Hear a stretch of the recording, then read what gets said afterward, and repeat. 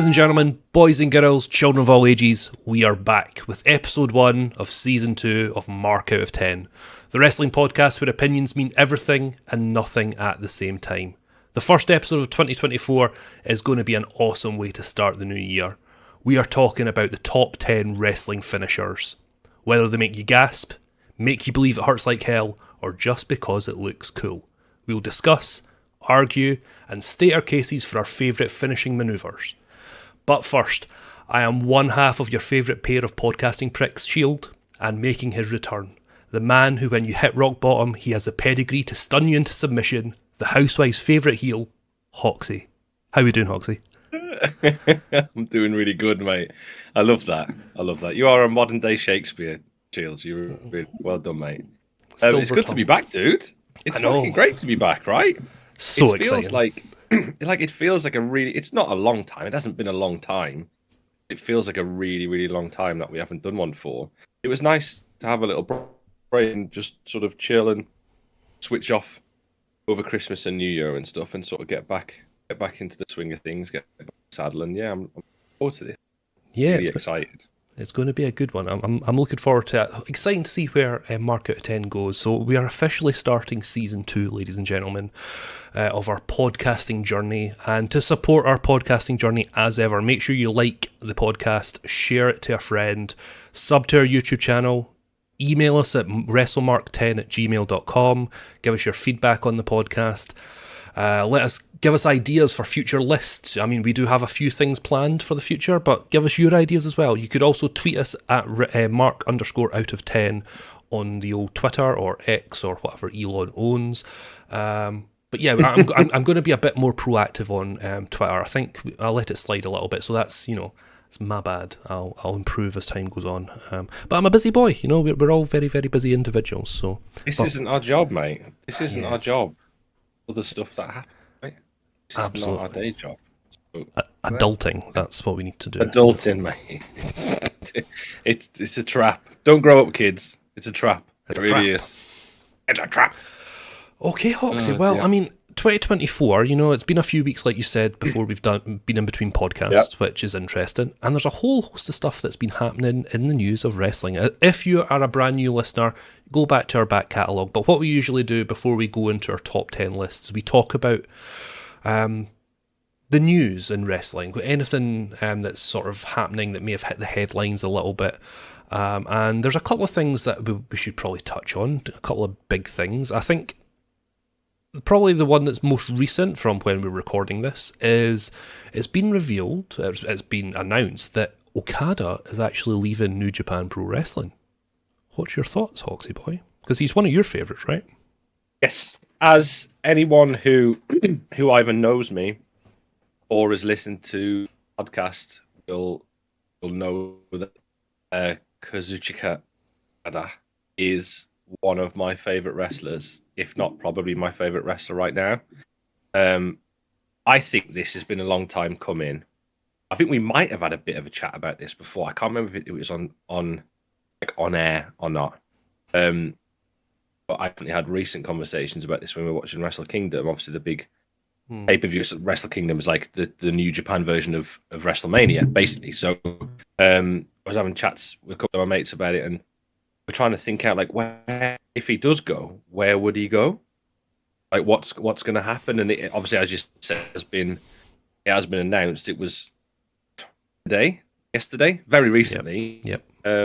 After the match with Tanahashi, Hiroshi Tanahashi, he's out of there basically. So I'm really intrigued. Like obviously, he's done a bit with AEW before. We know this. Obviously, they've got the Forbidden Door stuff. They got the crossover, the New Japan stuff that they do. But we all know the state that AEW is in right now, and you can say whatever you want. There'll be people on Twitter and on the internet who will literally die on the AEW hill. They are shitting the bed right now, aren't they? Let's be honest. Like they really are not in a good spot, not in a good place at all. So why would he want to go there? Like they wouldn't know what to do with an Okada. It would just be as what they're doing now. It's matchmaking, isn't it? It's dream match. It's Naito, Okada versus Adam Page. It's Okada versus it's Okada versus Bryan Danielson. Whatever's Mhm. going on. That's it. Once you've had those matches, that's it, right? Yeah. Done. It's like, I think it's Bully Ray that said it all along. Tony Khan is a matchmaker, not a booker. Not And a booker. everything that you've said there, like the matches that he could potentially have in AEW, is incredible. Now, what I would say is the other side of the coin is he goes to WWE.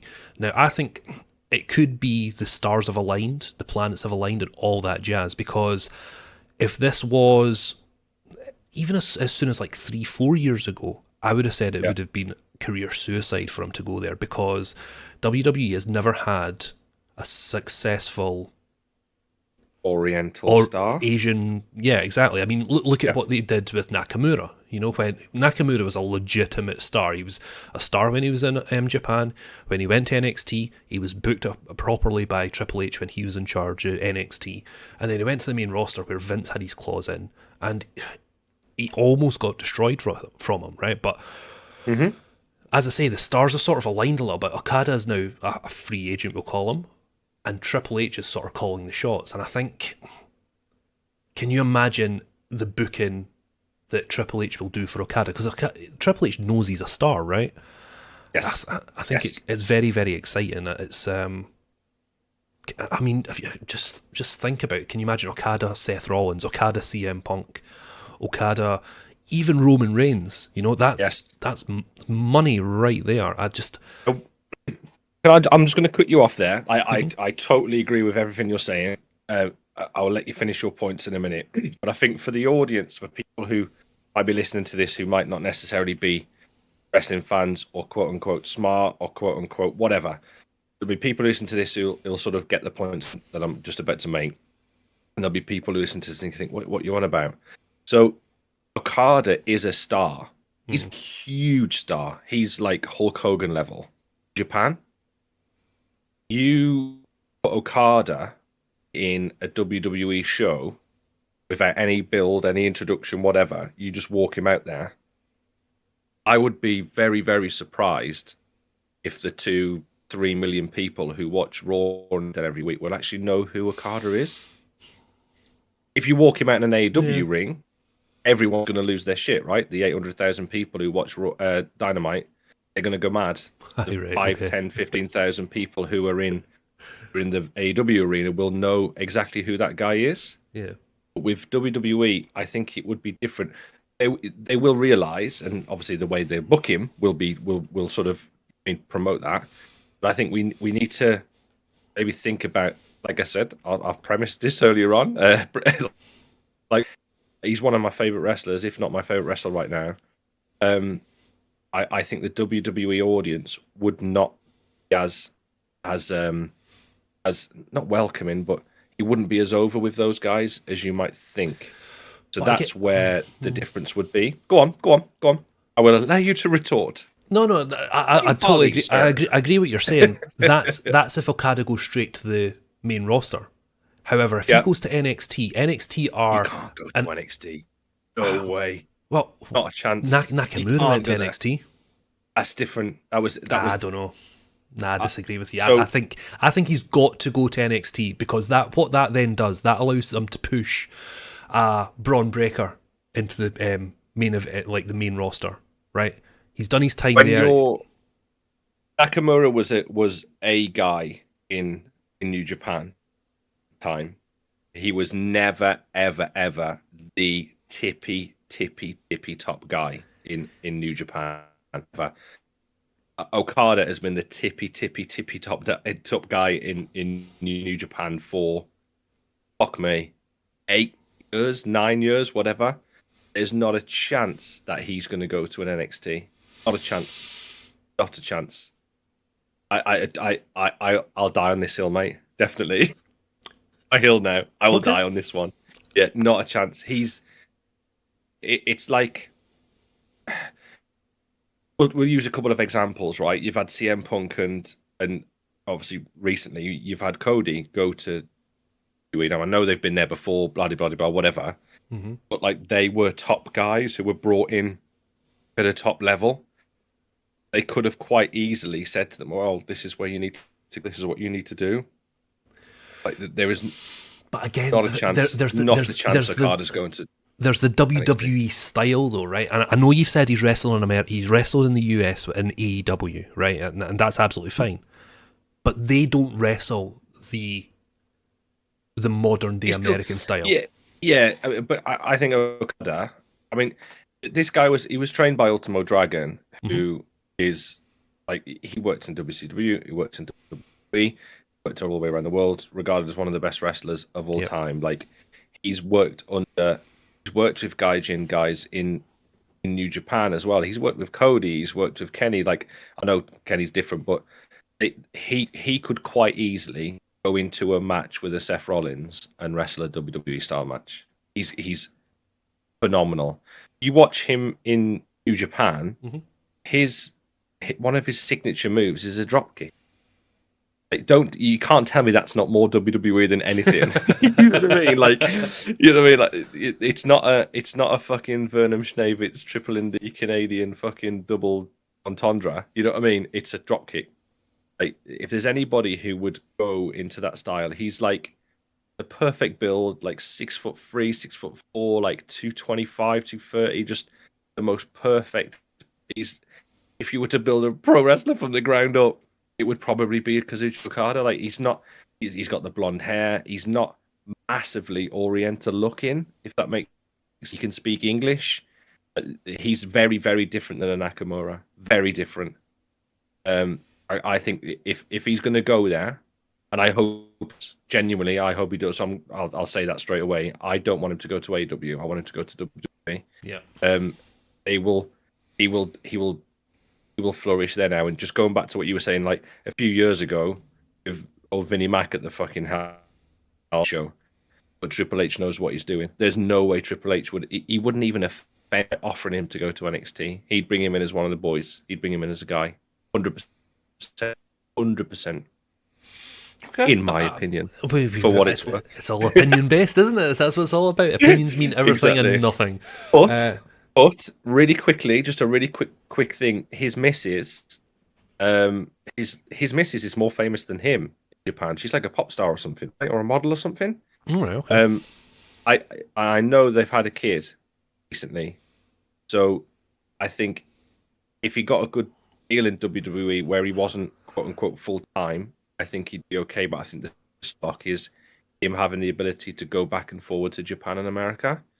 So if he can't get that from WWE, he's either going to wait out and get a massive, massive deal from New Japan when they want him back when they're on their arse, or he'll go to AEW and have like an appearance deal where he can just do a Dynamite every couple of weeks and then to Japan in between on massive money. I think that's the variable is the personal situation. So it's not all about the wrestling for him. I think in terms of like the dynamics of his family and stuff. I think that could play a massive part in it as well. We're in Royal Rumble season. Do we see the Rainmaker making a surprise appearance? I think the last show for Tanahashi's after Royal Rumble, right? Is it? Oh, okay. I think so. Hold on. 1 minute caller. There we. This will get Eddie down. It's fine. A New Beginning series of the week. Okada appear on February dates on February 11th in Osaka and 23rd and 4th in Sapporo. Doesn't mean just because he appears at the Royal Rumble doesn't mean that. Yeah, okay, yeah. I mean, finish up his dates and stuff. How about his contract finishes on the 31st, so I know he's doing the New Beginning show. He's wrestling Tanahashi on the New Beginning show, so I don't know. How about he enters the Royal Rumble? He is fairly dominant in the Rumble, and then we'll go.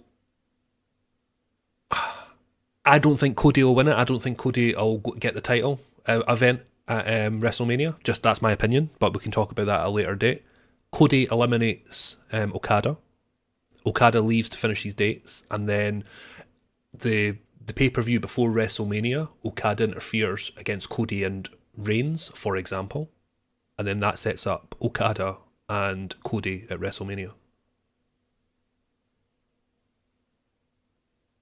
Cody's got to finish the story, mate.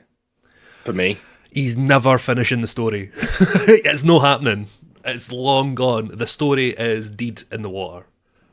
it's deed. Deed. He's deed, my man. See, I try and enunciate properly when I'm doing this podcast, but Mate, this whole Cody Crack story on. brings a Scottish guy out of me. It's dead in the water, mate. It's not happening. We can speak about this in a bit because we're gonna have a chat about it, aren't we? I think if they get Okada into the Royal Rumble, it will be huge, and it'll have to be one of those number 30 moments. It'll have to be. It'll be amazing. But I don't think they will. Well, I mean, even if they do, let's say Cody goes on to finish his story, blah blah blah blah blah. CM Punk, it's exactly the same. It's interchangeable. Could you imagine CM Punk and Okada at WrestleMania? I think there's a sizable amount of money for that match, definitely. But I think Punk is destined for bigger and better things. I think. It's Seth, I would have thought. I think they're because it's obviously a 2-night gimmick, isn't it? Yeah. I've got a feeling we're going to see. I haven't figured this out fully in my head, but I'm just going to sort of throw it out. I think we're going to see Punk and Reigns for the title on like night 1, and Punk will win. And I think we'll get to see like The Rock versus Reigns on one night, and then fucking Cody and Reigns on the second night for the title, or some random concoction of all that shit. Something along those lines, I think, is what we'll see. If Okada does come into the Royal Rumble, then it'd be very, very interested to see where he fits in. It'd be as the only person it would make sense for the WWE to book him with, like straight away, would either be a Punk, but I think Punk wants a main. He wants the big match. Wants the payday. Or it's going to be Rollins. Rollins and Okada makes a perfect sense for a WWE, because you bring him in against their guy, one of their tippy top guys, so it gives him that fucking rub straight away. But Rollins will have a partner with Okada and vice versa. They'll fucking tear the house down. It'll be so good. God, it'll be good. Think about the fucking reversal off the Rainmaker into his fucking big knee, straight into like the curb stomp attempt, and amazing. I can see it in my mind's eye. It's going to be incredible. Regardless, dear. But no, look, it'll be fucking Okada versus Orange Cassidy. I mean, it's fucking. Don't. Please, fucking Cassidy will fucking go over on him clean in the middle. Exactly. 25 Superman punches. Oh god. I mean, I just want to touch upon again. Me feel sick. There's going to be a bit of news, like, in discussion about wrestling before we get into our list. The avid listeners of Mark Out of 10. The reason why I don't think Cody's going to finish his story, right, is Roman Reigns is currently 1,234 days reign. Hulk Hogan is 1,474. He's 240 days away from matching Hulk Hogan's record. They're not dropping the title. Reigns is not dropping the title at Mania. He's not dropping the title this year. That I'll put money on. I'll bet you 20 quid right now that Roman Reigns will... No. There you go. He is the reigning, defending, undisputed WWE. You know, he is... They can't pull this out for another fucking year. Surely. The only way Cody is going to finish the story is by beating Seth. And Punk's came back, and... unless they triple threat through a spanner in the works, they can't have a triple threat, and they won't. They don't. You know that's the only way. That's the only way. H booking it, isn't it? So yeah, Cody is not going to get the title at Mania. You're giving me the fucking ick, man. I've got the ick. Nah, I don't know. Listeners, if you agree, disagree, WrestleMark10@gmail.com at Mark_out of 10. Let us know what you think. Yeah. Do you think Cody will finish the story? Good chat. This is what wrestling fans like to do. This is good chat. It's very good. I cannot remember the last time I had a meaningful, like, passionate conversation about a WWE booking, like over X amount of time. Yeah, I have no, to you're right. fuck for so long. I'm just like, yeah. Oh, I'm looking forward to seeing that match. Or I'm looking. It's like now I'm like, oh my, God, there's so much shit, and all they've done is they've got like two people. You know what I mean? Mhm. Like two, well, not four, as haven't they? Really, four guys. And the last time they had shit like that was when they had Stone Cold, The Rock, Triple H, and fucking like Kurt Angle and fucking Jericho and all. I mean, like they had their big guys in place because they could chop and change it, and it'd just be amazing. And I'm do I so know? excited. Do I know what's really good as well? It's for the first time. Yes, they've got their top guys. They've got their Reigns. They've got their CM Punks. They've got Cody, I suppose. Yeah. Right? I'll put him there. Seth. Right? But they've also got upper mid card guys that can go as well. They've got a Gunter. They've got a Miz. A Miz is a solid hand. They've got Sheamus again, a solid hand. Miz They've gets got shit on, mate. strength I don't and like the hate depth. for Miz. You know, strength I'm and depth. They've excited to got. see what they do with Gunther. The rumors are Brock's coming back, right? Yeah, Soon. that's right. Yep. Apparently, a surprise So, entrance in the Rumble. so there's could we see Brock and Gunther at fucking Mania? Like, who wants to see that? Hands up. My fucking hands are up. I want to see that. Absolutely. Take my money. Take my fucking money. I'd Yes. pay for Yes, please. I'd pay WrestleMania just for that, just for Oh, that match because there's that's so much. it's got so So much money to on. do. But you know, Oh, it's the first time ever they've got strength and depth. You know, even their bottom tier guys who are like your sort of your undercard guys can still go. You know, and then you've got someone that's a talented older hand like a Rey Mysterio or a Carlito. You know, even Carlito is like he can go in the ring. It's an exciting time for WWE. You know, and it's been a really long is. time coming. It's been a It long really time has. coming. Yes, it really has. It really has. Another Oh, another news item that I thought yep. it's a good discussion point as wrestling fans. And as I said, it's WrestleMania. It's Royal Rumble season. We're going to Australia. There's a lot of media going on in Australia just now, and I'm sure you've seen it. I'm sure the listeners have seen it on Twitter and other media that Grayson Waller almost got into fisticuffs on Australian news due to like disrespectful. And I think you can call it disrespectful sort of antics by the sort of the media workforce, we'll call it. So like people behind the camera, the guy on camera, and Grayson Waller wasn't having any of it. Yeah, he was. Do you want me to paint the scene? Mhm. Set the scene Go for for you. it. So there's two presenters. There's a lady and there's a guy, and they say, oh, like start talking about rest. It's pageantry and all this, that, and the other. Every single fucking presenter in the history, time immemorial, has done this. And the woman stands up. She says, "Oh, we've got one of the guys. He's on his league. He's ready to come and have a bit of a Barney with you." And this guy, this grip or whatever, comes in fucking shot with camera. His little jean shorts on, his t-shirt bobbing up and down like fucking thinking he's Cassius Clay, right? And Grayson Waller, rightly so, stands up and said, like, "Don't fucking take the piss. Like, this is real. This shit's real. I'll fucking come over there and I'll knock you out." Like, he stands up and goes, like, literally got in the presenter, the guys jumping around, like, whoa, chill out, like, pretending like it's some fucking, like, it's a joke, like it's all pre-planned. Like, Grayson Waller, he's ready to jump across the fucking stage and beat the shit out of this guy.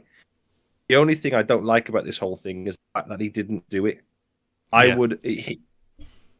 So I'm going to get hot now speaking about this because Mhm. I like when I saw it, I was angry. When I messaged you about it, I was Mhm. angry. I'd forgot about it, like not forgot about it, but at the back of Sorry. my mind, and now I'm even more fucking angry about it. Like this is the thing that winds me up more than anything. I am a fucking wrestler. I've done it for nearly 15 years. Okay, I've been in the ring with some of the best guys in the fucking country. I've wrestled Juventud fucking Guerrera. Like these people train fucking hard, train really fucking strong. All this bullshit about it's fake and like that. Whoever tells me it's fake, you give me fucking 2 minutes in that ring, and I guarantee you won't fucking walk out of that place. Guarantee it. It's fucking bullshit. There's people who've tried it on in the past. Fucking Dr. David Schultz slapped the shit out of a reporter when he Mhm. told him it was fake. Hulk Hogan, one of the Yep. biggest names in wrestling ever, put a fucking guy to sleep on national television in America. Mhm. Fucking bull. People need to start fucking respecting it. They wouldn't be saying that to fucking Mike Tyson or fucking, I don't know, an NFL player or a fucking whatever. Like, it's fucking bullshit. It's bullshit. Grayson Waller, I don't like Grayson Waller until that. It took 90 seconds for him to change my mind on that guy. And the only thing I wish he would have done, stuck one on this fucking prick, just to fucking show everybody that it ain't bullshit. It winds me the fuck up. Everyone, I had it today at work in my fucking real job. One of the lads who I went to see was a massive wrestling fan, and they put some WWE Network on to chill him out. I was like, oh, I like wrestling. Like I am a wrestler. I've done it for. Oh, is it all that campy stuff? That was a quote. That was a quotation, and I was like, I'm at work. I can't get in trouble. No, it's not. It's not like so yeah, it fucking winds me up, mate. Sorry to get all hot and fucking sweaty. But I'm just like, I hate it. I hate it. And Grayson Waller instantly changed my mind on him. And like I said, I wanted him to get the fuck. You know what? You know with Grayson Waller, you know what it reminded me of? It reminded me a lot of Roddy Piper. You know, because Roddy Piper was there was interviews as well when he was in WCW with Sting and stuff, and it had similar sort of that air. And I think it was it really did remind me of that interview, because in that interview, Roddy Piper was getting quite hot, and Sting was sitting in the background, and also there was LA Knight, and LA Knight was just sitting there cool, calm, and collected. And I reckon, he would have, exactly. Where do you think the disrespect comes from then, from the media? Because obviously it's like they're going on about it. It's fake. It's this. It's that. It's why does it cut? Is it because it comes from it forever? Well, that's what I mean. Forever. Yeah. Do you think they still think of as the old sort of carnival act type thing? It's that sort of mentality. They have they used to have they would joke about it oh, it's the wrestling. Back in the day even when WWF and JCP or WCW used to try and get syndication for the television and stuff, they wouldn't even get through the door. They'd get laughed out of the building. They're having that wrestling in here. We ain't having the wrestling but they'll put fucking, I don't know. Over here in the country, in England, we got the fucking gladiators. They'll put shit like that on. Yep. We've had Coronation Street for 40 years. Jesus Christ. You know what I mean? Pro wrestling is real. People are fake. Shit. Absolutely. Fucking hate. It winds me up, mate. It really does. It is bullshit. It's like, we know it's a predetermined sport, right? But, to say it's fake is an absolute disrespect to those that have done it like yourself for the last 15 years. I mean, tell it's fake to a Mick Foley who can't walk. Tell it to a Darren Drozdov. Tell it to a Dynamite Kid. Tell it to all the guys that have had significant issues with drugs and alcohol because of the pain their body's in from it. Tell them that it's fake. It's it's just, for me, it's you got football over in this country, right? You got Premier League, whatever. Okay, they play once a week. They train for a couple of hours a day. Yep. They've got fucking sports scientists up the fucking wazoo. They got all this treatment, all this whatever. Pro wrestling is every night, every single fucking night. And what happens after you play 38 games in the Premier League? It's off. Yeah, exactly. Yeah. You don't. There's no off season with wrestling. It's every single fucking night. The grind, the fucking beating up with your body, fucking stress, the promoters fucking you over, the fucking people fucking you over, the injuries. If you don't work, you ain't going to get fucking paid. A lot of the main guys do because they're contracted, but not the guys who are trying to fucking make it. All these people starting out on the indies and all that sort of stuff. You don't work, you don't need. You go fucking wrestle, you break your leg, you're fucked. Yep. It's as simple as that. Fucking bullshit. In the Premier League, you break your leg, you get paid fucking $100,000 a week to fucking stay at home or whatever. It doesn't happen. It doesn't happen. It's. I've got plates in my fucking arm. I've broke my nose 3 times. I've had however many concussions. I had to take 12 months off because my back was fucked. I've got knees made out of fucking glass and a neck that sounds like fucking Rice Krispies. Tell me it's fucking fake. Tell me it's fake. Yep. Fucking bullshit. Bullshit. So, big, massive respect to Grayson Waller for standing up for the business. Yes. Fair play to him. Absolute fair play. Yep. And he's quite not a green's probably the wrong word, but he is probably one of the more inexperienced guys. 100%. He hasn't come from a wrestling background, as far as I'm aware. He's one of these guys that picked up by the performance center of would have been like a fucking rugby player or a shot putter or whatever the fuck. Yeah. Like for him to have that much respect for where he is and what he's doing, and calling people out on it in his own fucking country as well. Fair play to him. Fucking nothing but respect for Grayson Waller. Changed my mind on him straight away. Just shows you a change of gimmick is what you might need. There you go. Just there you go.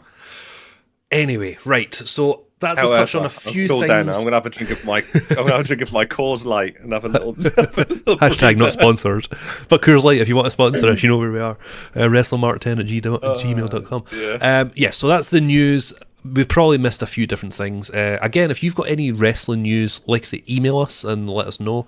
That'd be greatly appreciated. But we come to the moment everybody's waiting for. It's the first list of 2024, Hoxie. It is the top 10, in our opinion, wrestling finishers. Yeah. I'm sorry.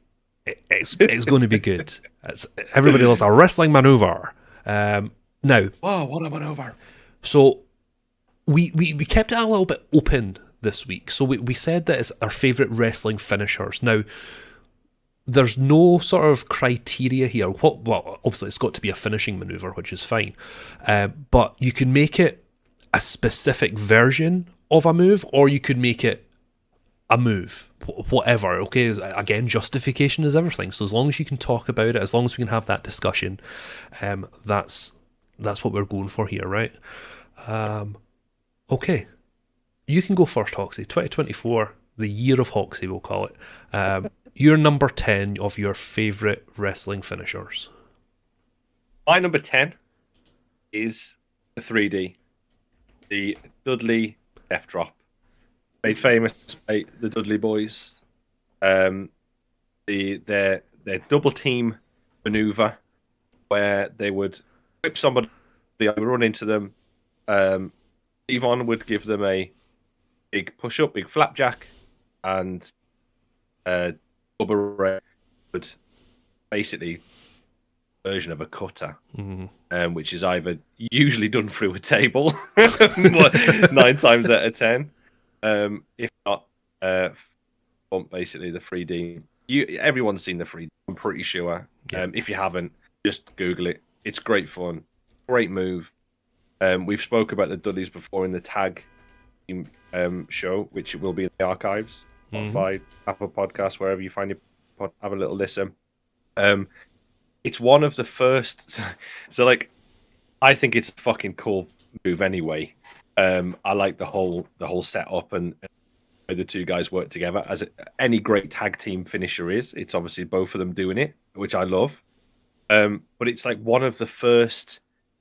Do you know when you like sort of get a bit older with your mates and you like start doing mad shit in the fucking mate's bedroom and a sleepover or whatever, like get the mattresses on the floor or something, like, yeah, do not try this at home. But when you just start fucking about doing mad shit, like me and my mate used to do it, and it's like something that I used to love doing.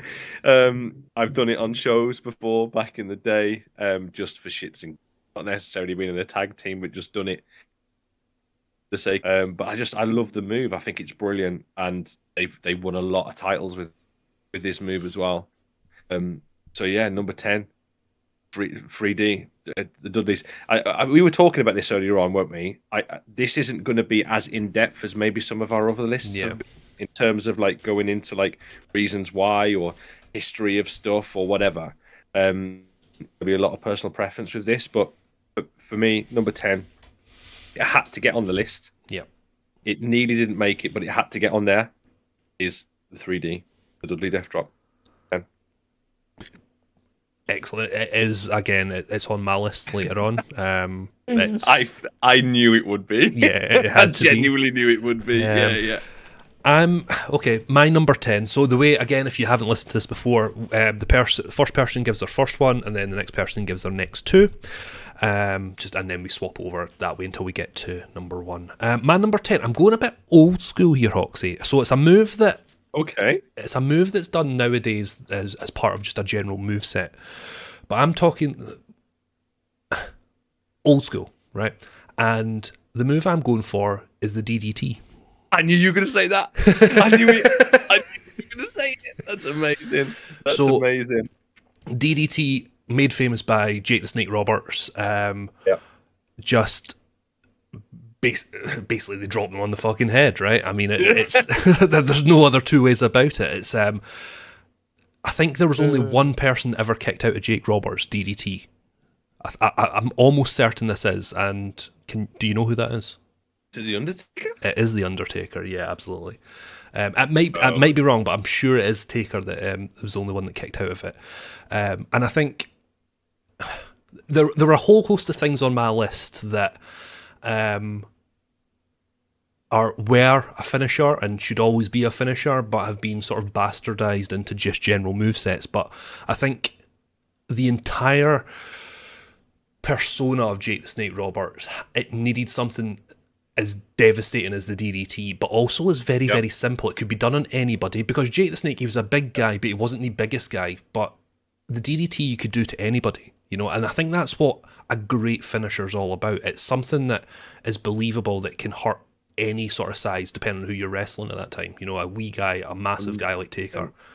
100%. The best finishers are the ones you can hit on anybody. You could hit it on Andre the Giant, or you could hit it on Rey Mysterio. Yep. And you can hit it from any sort of angle. You could be the aggressor. So if, for example, like a kick to the stomach, bends over, he grabs him by the head, drops him on his head. Or it could be a guy whips Jake the Snake onto the ropes, bends over looking for the back flip, and Jake the Snake can grab him by the neck and then drop him on his head. So it's an offensive and a defensive finishing maneuver, which is really, really cool. And I think what's really, really cool with this particular move as well is the way it's been used as finishers throughout different wrestlers' careers as well. So, you know, Raven used the Raven effect, was a DDT, you know. Then it was like, then you have different variations of it as well. So you have like the double underhook, like Cactus Jack used a DDT. Then you've got the Impaler, Edge used a jumping DDT type thing. Moxley used an underhook DDT. So I just think it's worthy of any list of finishers just because it's so devastating. It worked with the personality of Jake the Snake, and yeah, it's always a favourite. And again, I'm not saying that, you know, whenever you were at your friend's house, like, you potentially didn't do a DDT onto a mattress or anything. I don't imagine anybody ever did that. No, never. No one ever did it or should ever do that. Nope, absolutely not. And if my sister's watching, we definitely didn't do wrestling moves. That explains a lot for Bun, right? It's like dropped on her fucking head. But yeah, so number 10 for me is the DDT. Do you know that was, he basically found that by accident. Yep. He went to do another move and by accident. He slipped, didn't he? Yeah. He thought he had killed the guy. Yes, he literally thought he broke the guy's neck. It's amazing. So good. So there's lots and lots and lots of different sort of rumors of what DDT stands for. But Jake actually did come out at one point. I don't know when this was. I don't know if it was quite recently or not. It's named after the pesticide. Yeah. It's insecticide, pesticide. Yeah. Where it come from? Oh yeah, I love DDT's class. It nearly made it onto my list. Right. If there was a number 11 on my list, DDT would have been number 11. Was it not your honourable mention? I'm surprised. No, I've got a good honourable mention, but I've got a good honourable mention. There's loads of different. I love a DDT. I love a DDT. I also, it's nice to just like, from like a wrestling perspective, so from a wrestler's mindset, you say that you can hit it on anyone, because it is as devastating or as over as it can be a finish if you wanted it to be, but it can also be like a signature or a near fall or a cut off or something. So like, it's so versatile as well from a wrestler's perspective. DDT is brilliant. And you call a DDT, match, and everybody knows what it is. You could call a DDT to somebody coming from like Mexico, or someone coming from fucking Manchester. Everyone knows what a DDT is. So yeah, I love a DDT. Gotta love it. Gotta love it. Okay, my number 9 is a submission maneuver, and it's actually my only submission on my list, actually. And again, this is one of these ones that probably could be higher up. Again, just depends on the mood that I'm in just now. And it's the figure 4. This figure 4 leg lock made famous by Ric Flair. Okay. If you don't know, it's a spinning toe hold, and then you grab the other leg, crosses it into a 4, hence the figure 4. I think for the figure 4 to work, it's got to have two really good people in terms of their ability to sell a move. You know, and I've never been on a figure 4, so I don't know. I would imagine it does hurt. There's always time. Fair enough. It's exciting and terrifying at exactly the same time. But you know, you want the person that's receiving the figure 4 to be able to sell their arse off, right? Because if you're watching it on TV and there was no selling whatsoever, it's like any move, right? But for a submission maneuver, you want to see the pain etched in their face. And I think what's really cool about with figure 4 is just the different sort of leverage you can get to show to the person that's put the figure 4 in. The leverage can actually show how tight the move is and how sore the move is. And what's really cool as well is that it's got the entire sequence where, you know, if you want to reverse the pressure, you turn over, you know, and it can reverse it on there. So the person's got to be... Yeah, I just love the figure 4. We've talked about it before. Ric Flair is like 1 or 1A of the greatest of all time, right? We've talked about this before, and I think for some reason it worked for Ric Flair. You know, I don't think like, you know, it's just really, really cool. And I think, again, as I said to the DDT, it was then used throughout the like different generations of wrestler again. You know, Greg the Hammer Valentine, Dusty Rhodes used it at certain points. The Miz uses it now. AJ Styles, Jeff Jarrett, Double J. You know, there's a whole host. Charlotte Flair uses like a variation of it now. I think, what does she call it? The figure 8, I think it is. Figure 8. She does the neck bridge, basically. Yeah, exactly. Yeah. So, I mean, again, it's testament to how good that particular move is. The fact that it's still being interpreted nowadays, and it's still, figure 4, my number 9. We'll probably talk about the figure 4 at some point again. I assume so. I fucking assume so.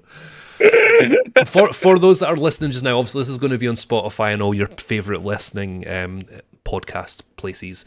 For YouTube, what I'm going to try and do is, when we're talking about these moves, put actual examples of the move as well, like through the ages. I'm going to try and put it in just now. Instead of it just being a still screen, it's going to try and be like an actual clips of the wrestling moves. Okay, I'm going to try and do that. So if it doesn't happen, it means I couldn't do it, so unlucky. But yeah, over to you, Hoxie. You're number 9.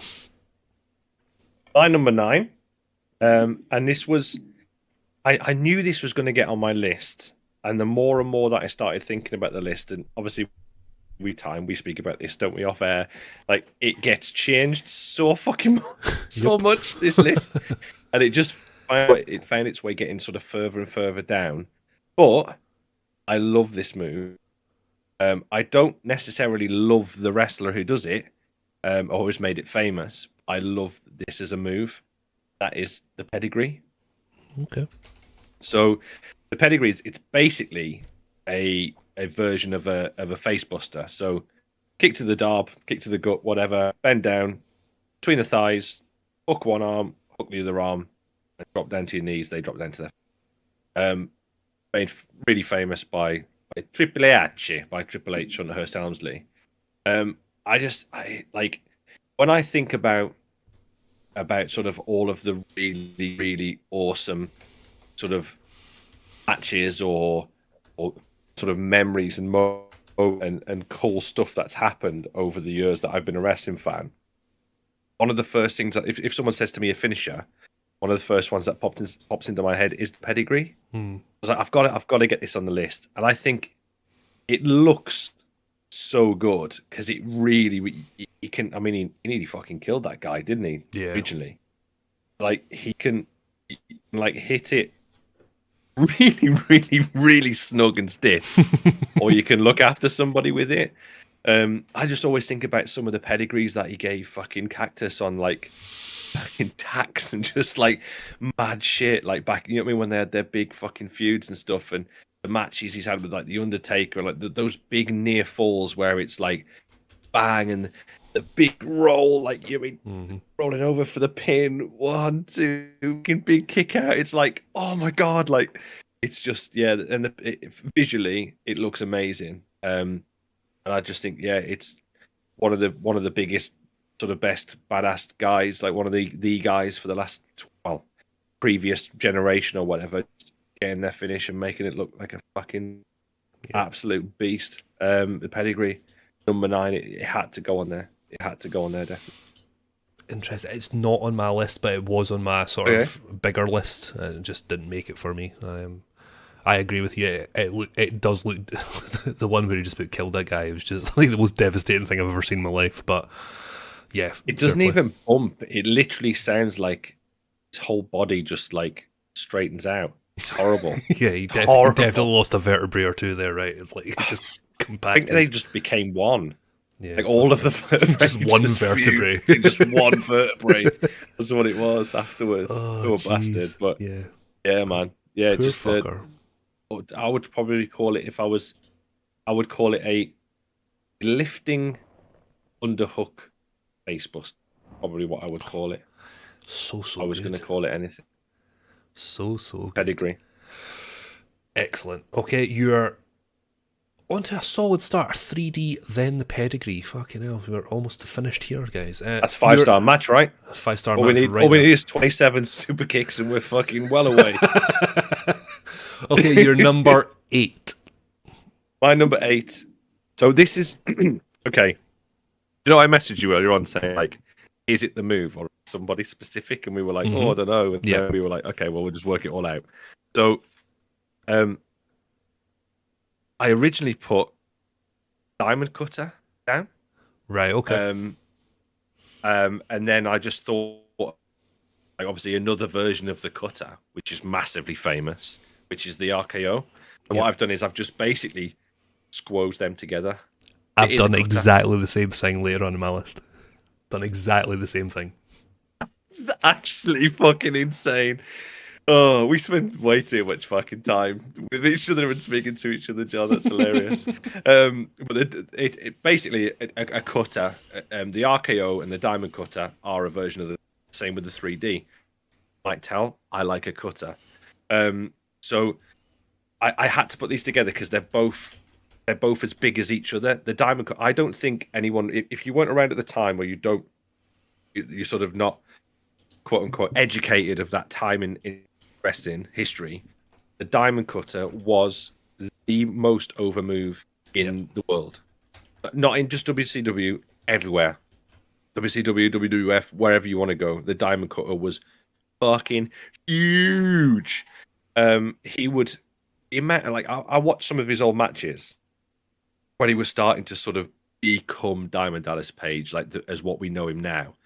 Some of the matches that he had and some of the ways he would get into that finish, I think he went for like tons where he didn't hit it the same way twice. It was just amazing. And he was the original out of nowhere, you know, because 100%. Yeah, I couldn't agree with that anymore. Yeah, 100%. Just amazing move, and it pretty much single-handedly got him over to what would sort of set him up to be the guy to win that title, to be the guy in WCW was Diamond Cutter, and how big it was and how over that move got. It sort of elevated him into that next level, that sort of like stratosphere, brother. It put him into that next echelon of guys, and the Diamond Cutter was a big deal. You know the first person to reverse the Diamond Cutter? The first person to reverse the Diamond Cutter? Macho Man? Nope. Oh my god, it's Sting. Oh, that was going to be my next guess. Yep. That's amazing. You only get one. There you go. Did he reverse it into a reverse DDT by any chance? I think so. Actually, yeah. I can't remember what he reversed into, but he just couldn't. He just got out the Diamond Cutter. So there you go. That's all you're getting from Shields. So Diamond Cutter to RKO, it's the same thing. Yeah, pretty much the same reasons. It's a big deal. So yeah, number 8, Diamond Cutter / RKO. But we'll mention it again later. That's absolutely fine. Okay. Moving over to me, my number 8 is again very, very simple. Again, it's sort of used, but we're just going for the absolute ferocity of this particular move. And it's a guy that we have had discussions about in the past, that we've had, active discussions, and some of the listeners disagree with me. It's the clothesline from hell. One of the most vicious looking fucking finishing maneuvers I think anybody has seen. And again, we talk about a move that that can be done on anyone. This can be done on absolutely anyone. And if I'm honest with you, this move looks so much better when it's a little guy, because they sell the fuck out of it, right? He can turn them inside out. It's basically a clothesline, guys. Just a clothesline. Just Bradshaw just puts a lot of torque into it. It's not a clothesline. Get it right, John. It is a lariat. Oh, I'm sorry. There's a very big difference. Wow, okay. That's the end of Mark out of 10. But yeah, I think... You're going to start putting some fucking respect on this wrestling, mate, all right? Hey, mate, you want to put some fucking respect on this wrestling, mate? Hey, mate. Still real to me today, man. Oh, dear. No, it is a lariat, though. All joking aside, it's a lariat. Okay, I apologise. I don't mean to disrespect the business. That's not my intention. But yeah, the clothesline from hell, that's the name of it. I'm not being disrespectful.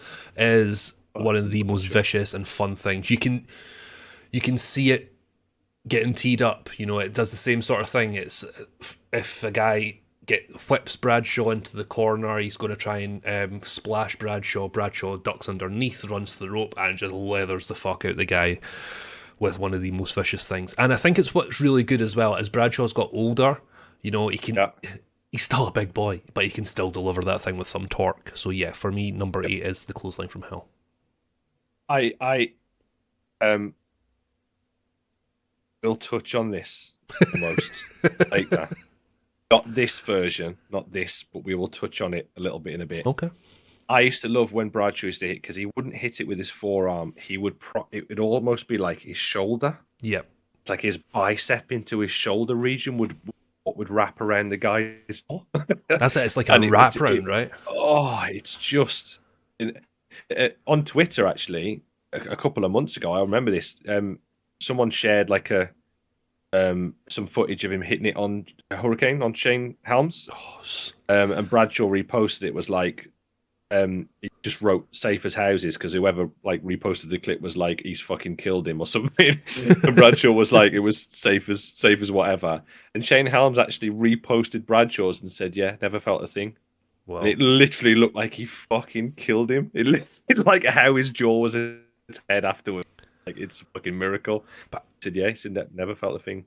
Again, it's one of those ones, as I said with the figure 4, the finisher's great, but you've got to be able to sell it as well, right? Again, I'm talking to convert here. I'm sure you would agree with that, right? You could have the best finisher in the world, but if the person doesn't sell it properly or isn't in the right position to take it, then it's going to look like horseshit, right? Correct me if I'm wrong. Yes, so it's the same with anything, basically. The only way you can get away. Not necessarily talking about the clothesline from hell. We talk about any wrestling move. If the person that you're giving it to just sandbags the shit out of it, doesn't sell it or whatever, you could have the best move, and it would just look shit. Yeah. The only way you can get away with it is someone like Brock Lesnar. If you're going to sandbag, like, he's going to lift you up. It doesn't matter. But if you have like 2 equal-sized guys with equal strength or whatever, and one guy doesn't office it, one guy doesn't get up for you, and you're trying to lift somebody up, and it's like it looks shit as well. There needs to be a level of cooperation with move. It's called getting into the office. You do the little. There's a suplex. There's always a little jump. There's two people working to help out. But you have to sell it. If you hit the deck and just fucking stay there, it's bullshit. Yeah, you have to sell any move. Have to sell it. The clothesline from hell, a lot of the time, especially with Bradshaw, if you didn't, or he had a thought you weren't going to, then you get it for a fucking shoot anyway, and there'd be no choice in selling it. So it's one of them, right? Yeah. But yeah, mate, I do, as part of my move set, I do a lariat, a big ass lariat, like a big follow through lariat. I love them. It goes back to my Japanese love of Japanese wrestling. Yeah. Yeah, Bradshaw got it from Stan Hansen. He did, yeah. Whose name was Stan the Lariat Hansen. So it says it all, really. But yeah, he got it from him. But yeah, Excellent. Sick. Love it. There you go. Clothesline repel. All very simplistic just now, right? We're getting on very, very well. Right, I'm waiting for a moment. I'm waiting for a fucking shock. Everything's been very like cordial, isn't it? Very cordial. Yeah, it's really good, cordial, but also the moves themselves have been very not simplistic, but there's nothing crazy, you know. There's no like triple indie, whatever the fuck, you know, fuckery. Yeah, exactly. Right. So, but moving on to my number 7, is this going to change? No, it's not, because it is also the RKO Diamond Cutter, and I also put the Ace Crusher in there as well. You know. Yeah. So you know those three combined together. So the Ace Crusher was Johnny Ace, John Laurinaitis. He sort of made that famous. It was then taken to the Diamond Cutter from Diamond Dallas Page, and then obviously Randy Orton is using it with the RKO just now. And I can't really say much more than what we've already talked about in terms of that. I think the reason why it comes to anybody's head when you're talking about finishing. I think if we talk to the wider wrestling population, not talking about like wrestling marks, just the general population that watch a bit of wrestling, they'll know the RKO, right? They might not know the Diamond Cutter, they might not know the Ace Crusher, but they'll know the RKO because of the moments that the RKO have had. You know, when he famously like RKO'd Evan Bourne as Evan Bourne was in the Shooting Star Press, and then you know the Seth Rollins when he was trying to do the stomp and then it was pushed up. Rollins was amazing and got into position for him to hit the RKO. It's just That's moments. The best one. Yeah, it's That's just the best one. Absolute moments from him. You know, it's just that move. It's again. I would imagine it got into the zeitgeist as well, didn't it? That watch out, watch out, watch out. Yeah, exactly. Like, that was from an RKO, wasn't it? And there was a period of time where you couldn't go on like Vine or whatever without seeing that little picture of like Randy like bopping around the screen and someone falling over. Like that was just, it got into the zeitgeist, didn't it? And for something to get that popular, then it's like, worthy to be in any list. It's like the phrase, doing it as fucking doing like American footballers just celebrating by doing the RKO, yeah, exactly, yeah, and stuff. It's like, what the fuck? It's like if you have a conversation with mates, and again, this goes out to the listeners just now, and there's at one point if you're having drinks, and then you don't hear the phrase "out of nowhere," you know, then yes. You know it's part of everyday language. You know, it's just there. So yeah, it's for me, that's why it's in my list. Yeah, RKO, Diamond Cutter, Ace Crusher, whatever you want to call it, just a standard cutter. A really, really cool finishing maneuver. And again, it looks like it hurts as well because it's quite a heavy impact, right? It is what it is. Yeah. Okay. Moving. I used to love it when when you do the RKO and like he'd hit it on somebody on some like fucking steel stairs or something. So we'd hit it and then he'd be like, come up like selling it and stuff. It's like it was. So sorry. Go on. Yeah, no. Little aside. No, it's absolutely that's what it's all about, mate. That's what it's all about. So yes. So number 7 for you, Mr. Hawks, is. Drum roll. So, number 7, and my lucky number, is the Frog Splash. Whether it be the 5-star version or just the standard Frog Splash or whatever, made predominantly famous by Eddie Guerrero.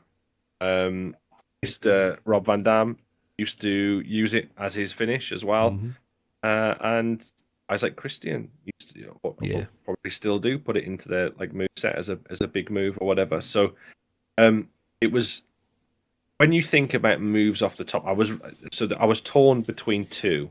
The reason I put this on there was just because of the guys who, like, I enjoy seeing them do it. If you know what I mean. It was between this and the moonsault.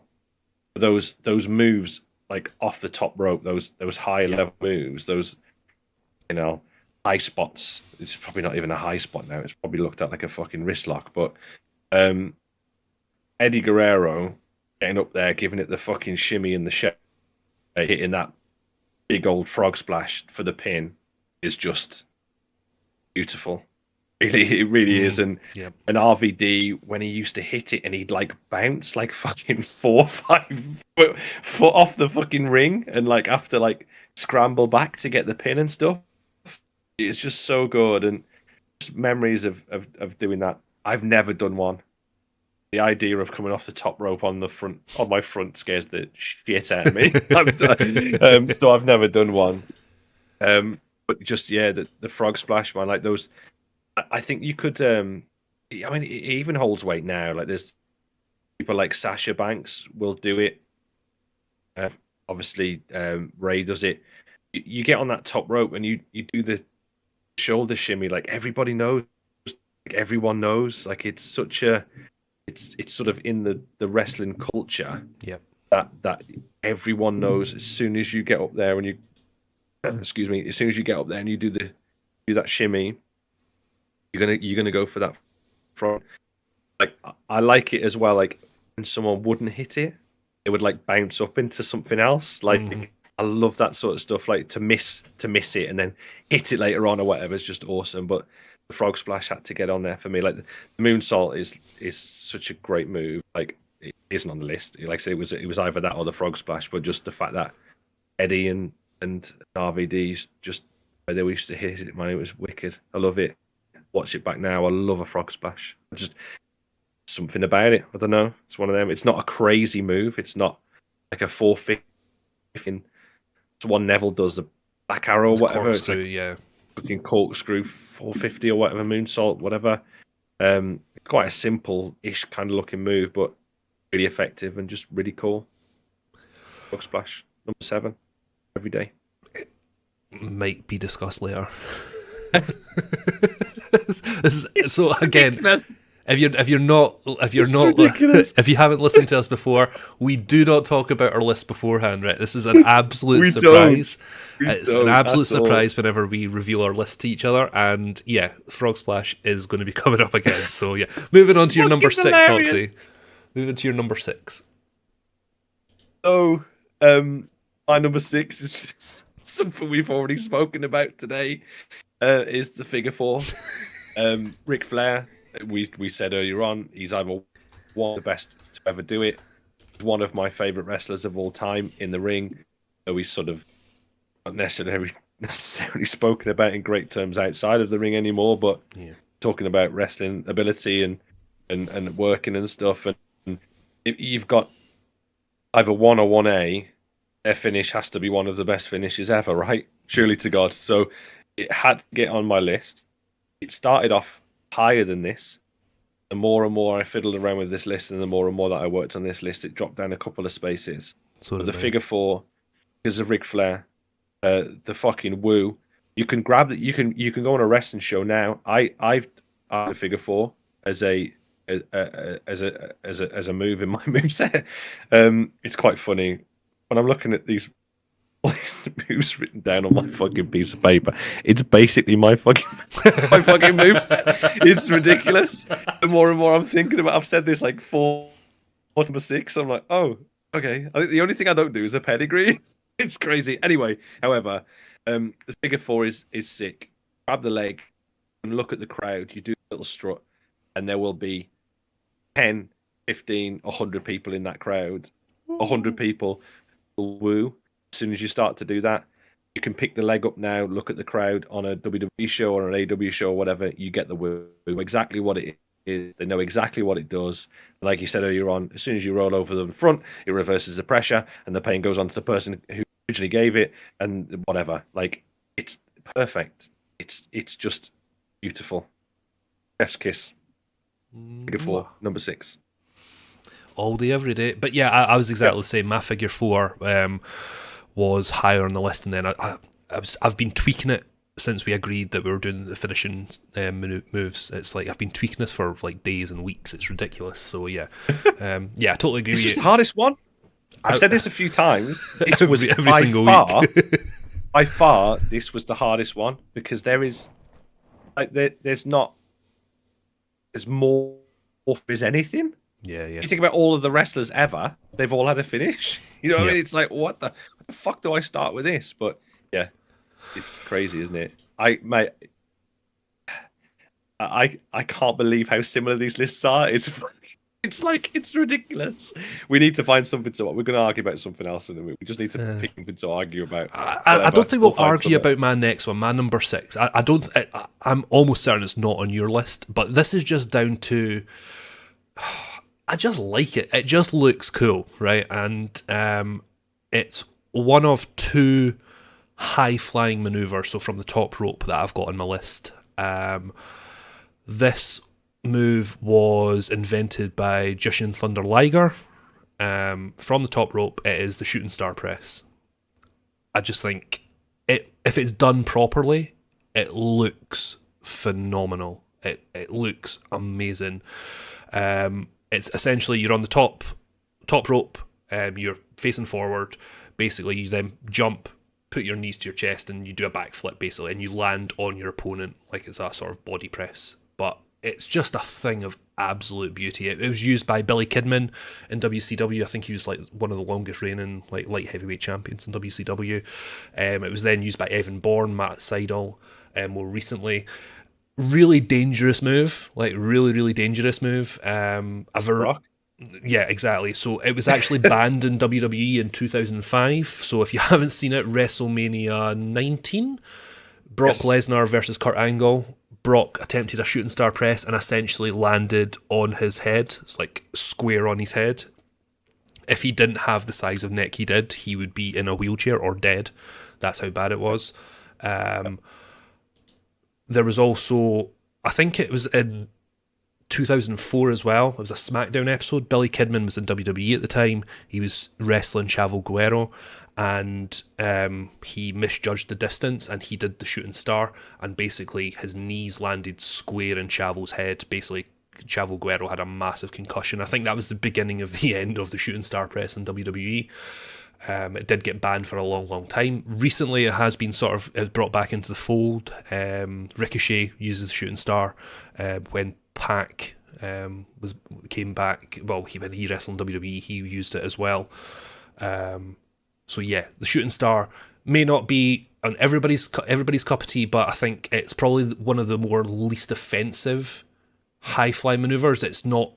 It's very showy, but it's not overly showy. It's not like triple twist with a fucking inverted like rim job or something. It's just fucking, you know what I mean? It's like it's a. I'll probably need to cut that out, right? It is not the most offensive move in terms to look at. It does look very pretty, and so yeah, that's why it's on my list, just because I like the look of it, to be honest. Thoughts, Hoxie? I talk about it at some point. No fucking way. Joke. This is ridiculous.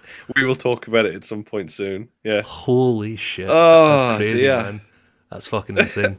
That just shows how similar we are in terms of our wrestling likes, right? Okay, guys. Right, so for those listening at home, if you've never listened before, me and Hoxie, we usually take a little break just now between 10 and 6. We went from 10 to 6. We take a break before we reveal the rest of our list. And we have a little segment in here, and it's usually things within the wrestling business that has happened that probably or definitely should not have happened. And what we do is we call this the Royal Fumble.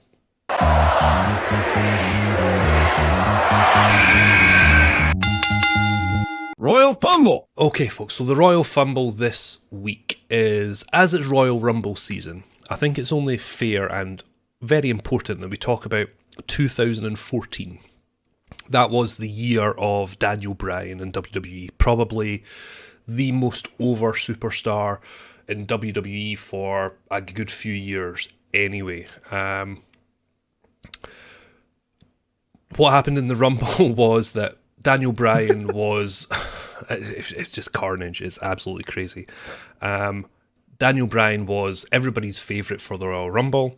He was already wrestling on the card. He was up against Bray Wyatt, and he lost clean to Bray Wyatt at that particular event.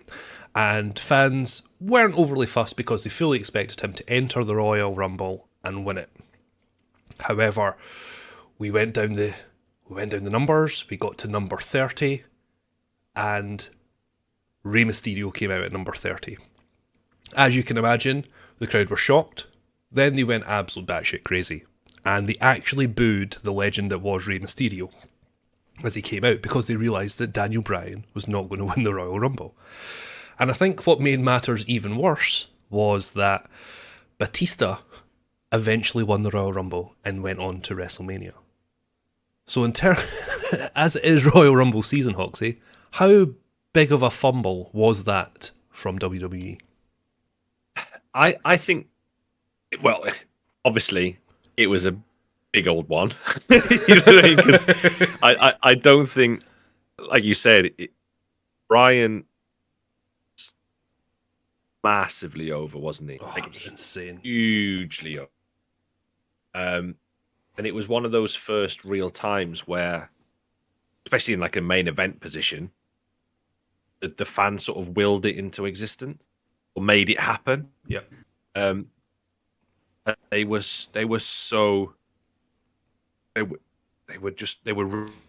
red. I can remember watching this. I was in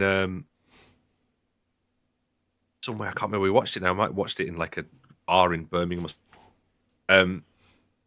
But like, it was one of those, you know, we talked about like when fucking Undertaker lost the streak or whatever. It was just like one of those like, what? Like what? Everyone was ready for it. Everyone was really, really wanting that to happen, and just like, you just feel the room just go. It was horrendous, and it was. I mean, we chatted about this earlier on, didn't we? It was the Blue Teaster fucking day as well. So like, he like obviously Batista's is a big deal. Like we can't not. You know what I mean? He was a star. He was champion. He was a big deal. But he was a big time player in WWE in that moment. Read the fucking room though, right? 100%. It was crazy, and I think they realized quite quickly after that. I think whether because you know what Vinnie Mac's like he has his ideas and he gets set. They go from Mania and work backwards. So that's what they used to do. Whether they did then, it was a different story. But I think the whole reaction to that, and the reaction afterwards, and like the roars, and like even that groundswell for him. Yep. They changed it, because for a start, it's very, very, very few times this has happened. I think it may be twice, maybe 3 times, where the main belt has been a triple threat at Mania. Yeah, that's right.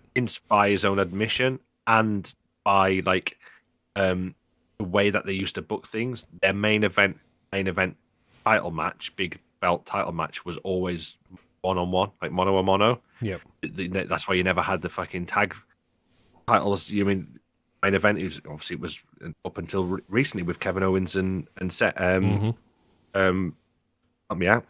Fuck's sake. Owens and big massive brain fart.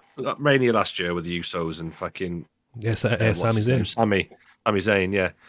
And that main event for the Mania then was Bryan and Batista and Randy, wasn't it? Yep. You could tell where they wanted to go by the fact that Batista and Randy was there. Daniel Bryan was probably put there because of thought, oh fuck. It was never the plan. Never would have been the plan to have had them in as a triple threat. Never. So they had to call an order. They had to change it real quick. And they just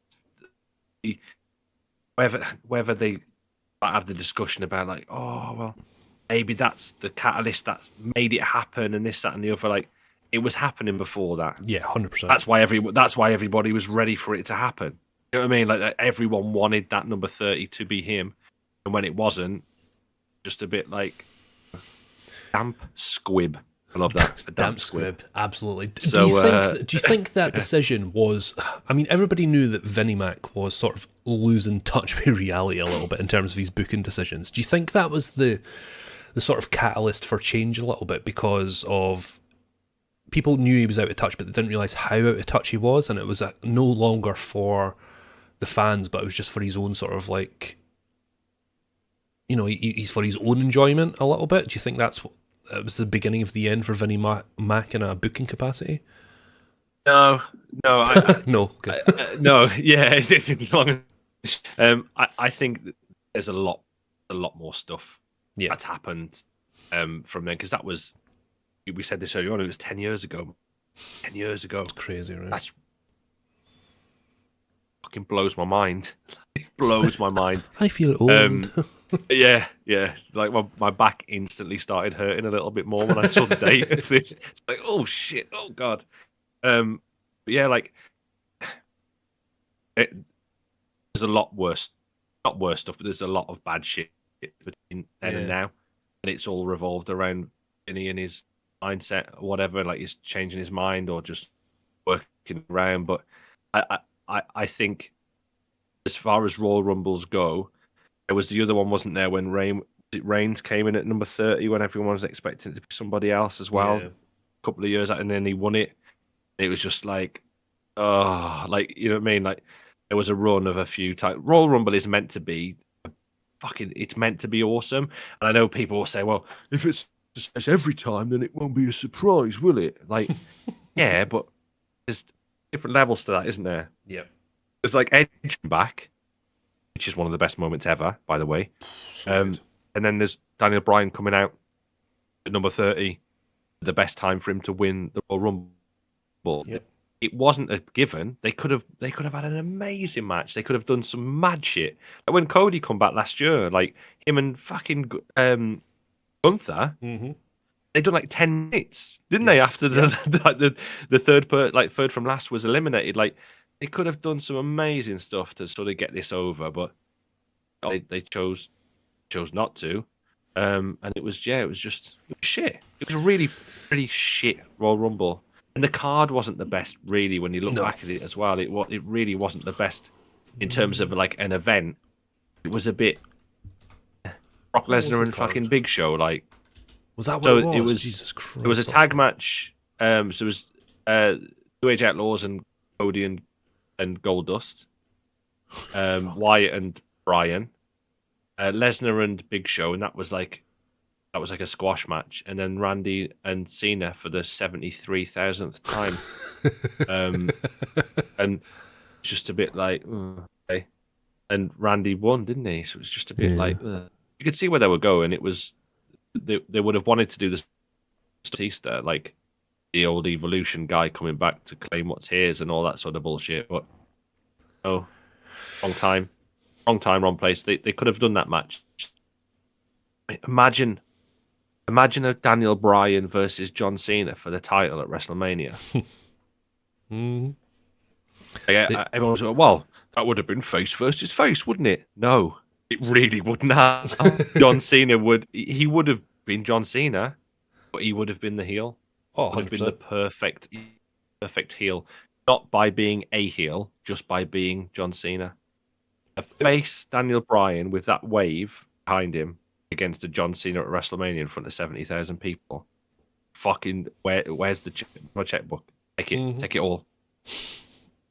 It could have had a similar, like, during the match, it would have been similar to Hogan Rock. You know, the crowd wouldn't really know what way to go, you know, but it would have got to the point where, now I'm not saying that those two are at that level, I'm not saying that at all, but you know what I mean, it's the same sort of, they would have imagine the match dynamic, yeah. You know, it would have been the same match dynamic. You would have seen the crowd turn a couple of times, but ultimately you would have seen Daniel Bryan just being the ultimate babyface. Cena would have been booed out. You have Cena with that STF on Bryan for like 5 minutes and just waited for that crowd to get to that boiling point and then just work out from that into that big knee. Like, imagine that. Imagine the fucking pop, and he's trying to hit that big knee all match, 25, 30-minute match. He's worked out of this submission. They've went back and forward with holds, and it's just bang, straight out of a fucking F5, straight into a fucking, an FU, straight into a fucking knee. 1, 2, 3. Imagine it. Oh, babies would have been in the air, back in everything. It would have been incredible. It would have been insane. Insane in the membrane. I need a job. Someone needs to book. Fucking, I'm here. Yeah, email me. Yeah, don't worry. We would be amazing on a booking committee, just saying. It would be fucking different class. But yeah, Royal Rumble, Camp Squib, big fuck up. But it won in the end, right? Yep. which is probably the only good saving grace from it. They did change They it. corrected it, but the pop they could have got from it would have been insane. But yes, ladies and gentlemen, that is our Royal Fumble. First one Royal of 2024. Rumble Fumble. Royal Rumble Fumble. That's a tongue twister right there. Yes, 2014, the non-win of Daniel Bryan in the Royal Rumble. Okie dokie. Going back to the list, we are now on the home stretch. We are going to position number 5 on our list of top 10 finishers in wrestling. Our favourite top 10 finishers in wrestling. And I believe it's me at number 5 to go next. And for me, this is a move that is synonymous with an era of wrestling that is probably the pinnacle era of wrestling. And for me, it's got to be the Stone Cold Stunner. The moment he delivered the Stone Cold Stunner to Vince McMahon made the business transcend to realms we've never discovered before. Basically, kick him in the gut, they bend over, and then essentially you get them on your shoulder, and it's essentially like a jawbreaker on your shoulder as you go into actually a version of a cutter. It is a version of a cutter, yeah. So I've probably cheated a little bit, but no. It's different, very different. Well, there you go. Very different. Yeah. But yeah, again, it's one of those ones. It can be done on absolutely anybody. I think again, it was the perfect finishing maneuver for Stone Cold Steve Austin, right? I can't imagine the Stone Cold persona. It's very easy to say with hindsight. I just can't imagine him with any other finisher. You know, it is synonymous with Stone Cold. It's just, it's quick. It can be done quickly. I mean, it can be done to anyone. It just looks cool. What I like about finishing maneuvers, and apart from the shooting star press that I've said so far, it's the idea of something that I could do myself. You know what I mean? It's like, it's that sort of the realms of possibility. It's like, I would love to go to my boss and fucking stunner them, you know? It's like, I never would, because, you know, I can't do shit like that. But you know what I mean? It's like, that's what you want from a finisher. You want something that's simple, but the way it's portrayed in TV, the way it's portrayed in the ring if you're live, it's about that believability. It's like, holy shit, he's not getting back up. And you know, again, I go back to every time, it's whoever is selling that move. It helps that sort of image, like brand into your brain a little bit. So yeah, for me, number 5, Stone Cold Stunner, just if it's done well, if it's again someone like The Rock when he sells a Stone Cold Stunner is awesome. And you know, if you think about some of the memorable stunners, like say the first one in Vince McMahon, there was also one where he stunnered every single member of the McMahon family, like from Linda all the way to Vince, you know, Linda, Steph, Shane and Vince. It's like, it's just so good, you know. And yeah, Stone Cold Stunner is my number 5. So he came into that Royal Rumble, didn't he? And stunned like fucking 15 people, just people lining up, walking into him, just feeding straight into the stunner. It was just love it. As soon as that glass smashed, you knew shit was going down, right? You knew shit was going down.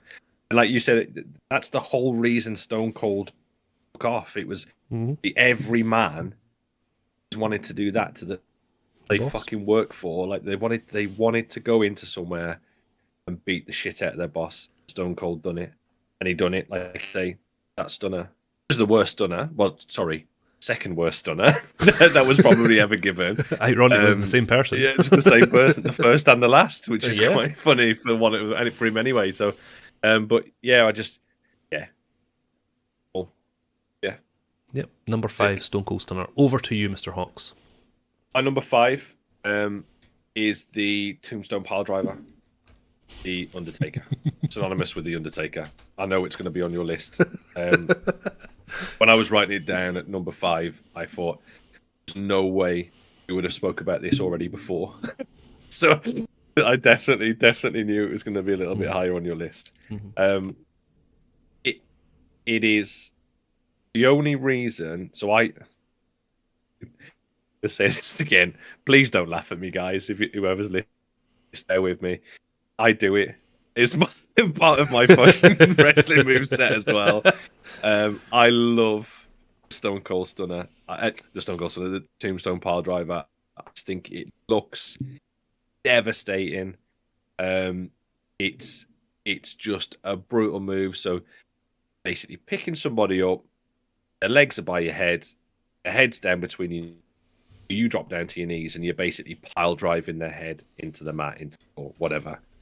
When the Undertaker does it with that pin that he does after he hits it with like the draping the hands over the chest and the fucking tongue out and the eyes rolling back and all that sort of stuff, like that just adds another fucking layer to it. It's just amazing.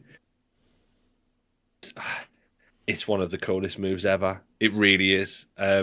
When Taker hits it, like there's a couple of people we talked about Okada earlier on. Yeah. He uses it.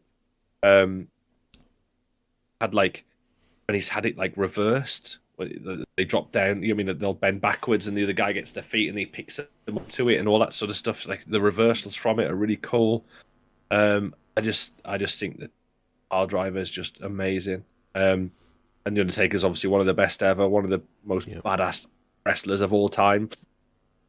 And his move, he's won a lot of matches, and you know what I mean. It had the streak for X amount of time or whatever. It had to make the list for me. It's just cool as fuck, right? And it looks so good, devastating. It really does. If you hit it right, it literally looks like you kill a motherfucker. It's brilliant. It's fucking so good. Yeah. So yeah, Tombstone Piledriver, number 5. All day, every day. We'll talk about that later. Yes, I knew we would. Over to number 4 for Mr. Hawks. So, number 4 for me, it's quite funny.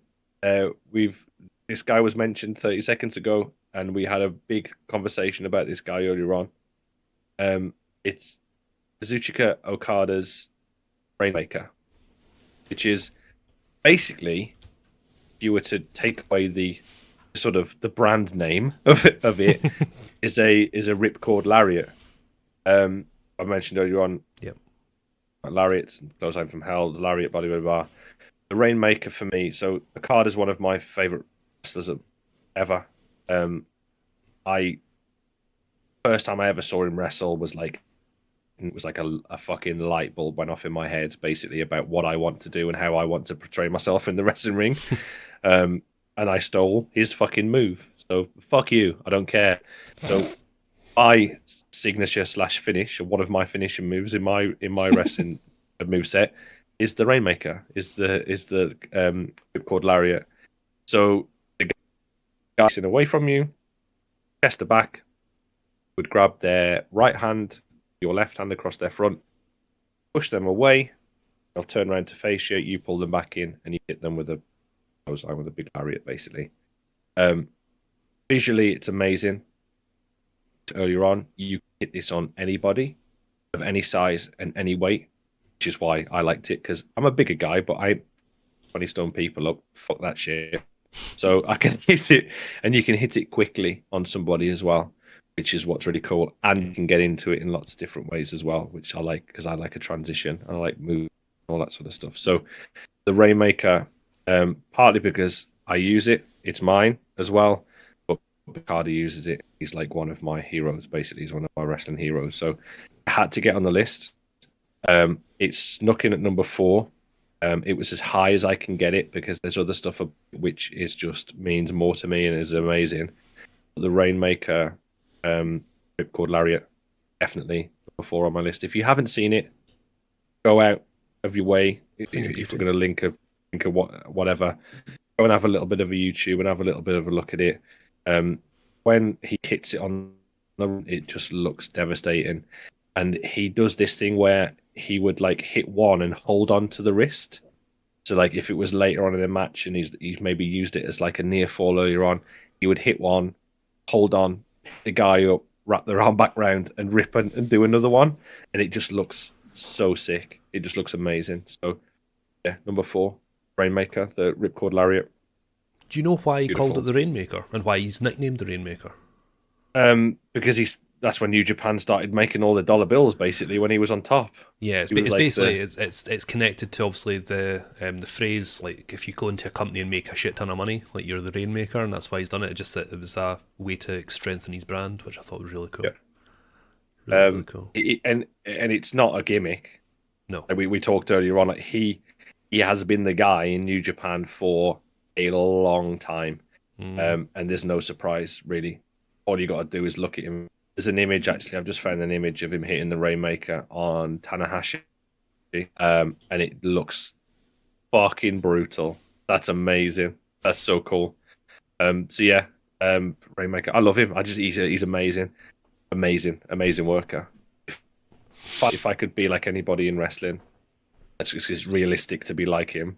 It would be harder. Like your modern day hero, do you think? Yeah, 100%. Yeah, 100%. So you'd fangirl if like you met him, yeah? I'd fucking melt. I'd just melt into the floor. It's well, Hugsy, like surprise! You should hear the chap in your the knock on the door. Yeah. On it, he's just like he is like an attainable role model for me in wrestling, if that makes sense. The way he works, the way he looks, like he's not a big muscly guy. Yeah. He's like the same height as me. He's even got narrow hips like I have. But the guy's like, I could be the fucking English version of Okada if I really put my mind to it, and that's nice. Yeah. It's an attainable target, attainable hero. I'll never be able to work like him because he's a fucking genius, but I could at least look like him. So yeah, that worked for me. The Rainmaker is Hoxie's number 4 top 10 finisher. Excellent. Solid choice. Badass. Yeah, it does really look. It is good. It is good. It does look very, very good. The Rainmaker was on my bigger list. It just didn't make it for me. But yeah, we'll see as time goes on what comes onto my list. But my number 4, moving on, is it's one we've already talked about. Surprise, fucking surprise. It is the 3D. It's the Dudley Death Drop. I think it is one of the best tag team finishers that, you know, the success that the Dudleys had is down to that particular maneuver. It was one of the most protected tag team finishers. It was only kicked out of once, an actual kick out. Motor City Machine Guns kicked out of it in TNA, which then led to obviously Dudley Boys breaking up and feuding within TNA. But yeah, like you say, when you think of 3D, it's 3D through a table. But I just love the fact that the camera angles are so clever within WWE, because you see Devon like whipping him into the ropes and then going for the flapjack, and then you just see Bubba coming from absolutely nowhere past the camera, and it just looks amazing. It's just so flawless, and it's just fluid, and it just looks so cool. And you know, again, it's still getting used to this day. You know, the Usos, they sought permission from Bubba and Devon in order to use the 3D, and it's called the 1D, I think it's called now, because obviously Roman Reigns, Bloodline, the 1, etc. But yeah, the 3D for me is just, we've talked about it already on your list, but an awesome finisher. My only tag team finish on this, but the best, in my opinion, the best tag team finish. You know, you can argue like Doomsday Device, you can, you know, Heart Attack, etc. But I think just for sheer speed, and again, it's Cutter as well, isn't it? It's the Cutter from Bubba. It's like it's so quick, but you can see it coming, but at the same time, you don't know what's going to happen, because every time that Devon whips someone into the ropes, you're like, oh, could it happen here? No, it's not going to happen. Oh, could it happen here? No, it's not going to happen. So you're always waiting for it, and it's so fucking good, man. Just so good.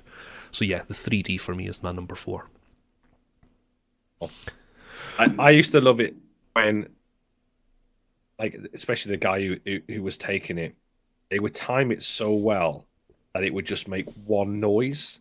And they would hit, they would hit it, so it wouldn't be like Bubba, Edge, and Devon would hit it like, it would be like, doo, doo, doo, you know what I mean? It'd just be like, boom, and it would just, and it would look sick as well. Like Devon was so, Bubba Ray was so good at timing that fucking cutter bump. It was wicked. Yeah, I really, obviously it was on my list. You know what I mean? Yep. All of this, so from 4 to 10. Is like a really squoze down, like it was really close. 3, 2, and 1 for me are like a little bit further spaced apart, if you know what I mean. They were like the first 3 on there, and then from 4 to 10 is just kind of a fucking muchness, if you know what I mean. So number 10 might as well be joint 4th. What? Yeah, to be fair, even like my 10 to like even honourable mention is all interchangeable. It's like literally I probably had like 10 different versions of this list at some point. But yeah, it's my number one was always going to be my number one. It's just again, it's for me. But yes, moving on. Sorry, we digress, listeners. My number three is again a move we mentioned before, but I've went for a specific wrestler's version of it. Okay. And it's the Frog Splash. It's Eddie Guerrero's Frog Splash. Amazing. I just think it is just... Mate, we're having a proper love-in tonight, aren't we? This is hilarious. I mean, people can be listening to this thinking, like, why? What the fuck? Like, they're not arguing about anything. Like, it's not always about the arguing. I know it's no, good not at all. We do sometimes. But we just love... We're talking about the shit that we like, right? And we like it. So what the fuck? Yeah. I think... Amazing. You know, other people have used it, like RVD's. RVD's is special as well because obviously he gets such a massive height. But Eddie's just, Eddie's just seems quicker. Does that make sense? Like, you know, RVD gets up and it's more probably impactful, but Eddie's just looks like it's fast as fuck. And the one that always comes to my head, is when they debuted on Raw. So the Radicals debuted on Raw. And like they were getting, whoever it was getting, I think it was Road Dogg and Billy Gunn were getting the shit beaten out of them, shit kicked out of them, and Eddie went up for his Frog Splash, and I'll always remember the Frog Splash because I don't know why, because he was wearing cowboy boots. Yeah, you know, and it was just, I think it's the long hair, and it was just the speed of it, and it was always immaculate. It looked like it was impactful, and it was. It was fucking. He's a grown ass man landing on top of another man from 6 foot in the air. It's like, of course it's going to fucking hurt, but yeah, just for me, it looked so good, and yeah, rest in peace, Eddie. But Frog Splash for me, Eddie Guerrero's version is my number 3 on my favorite finishers of all time.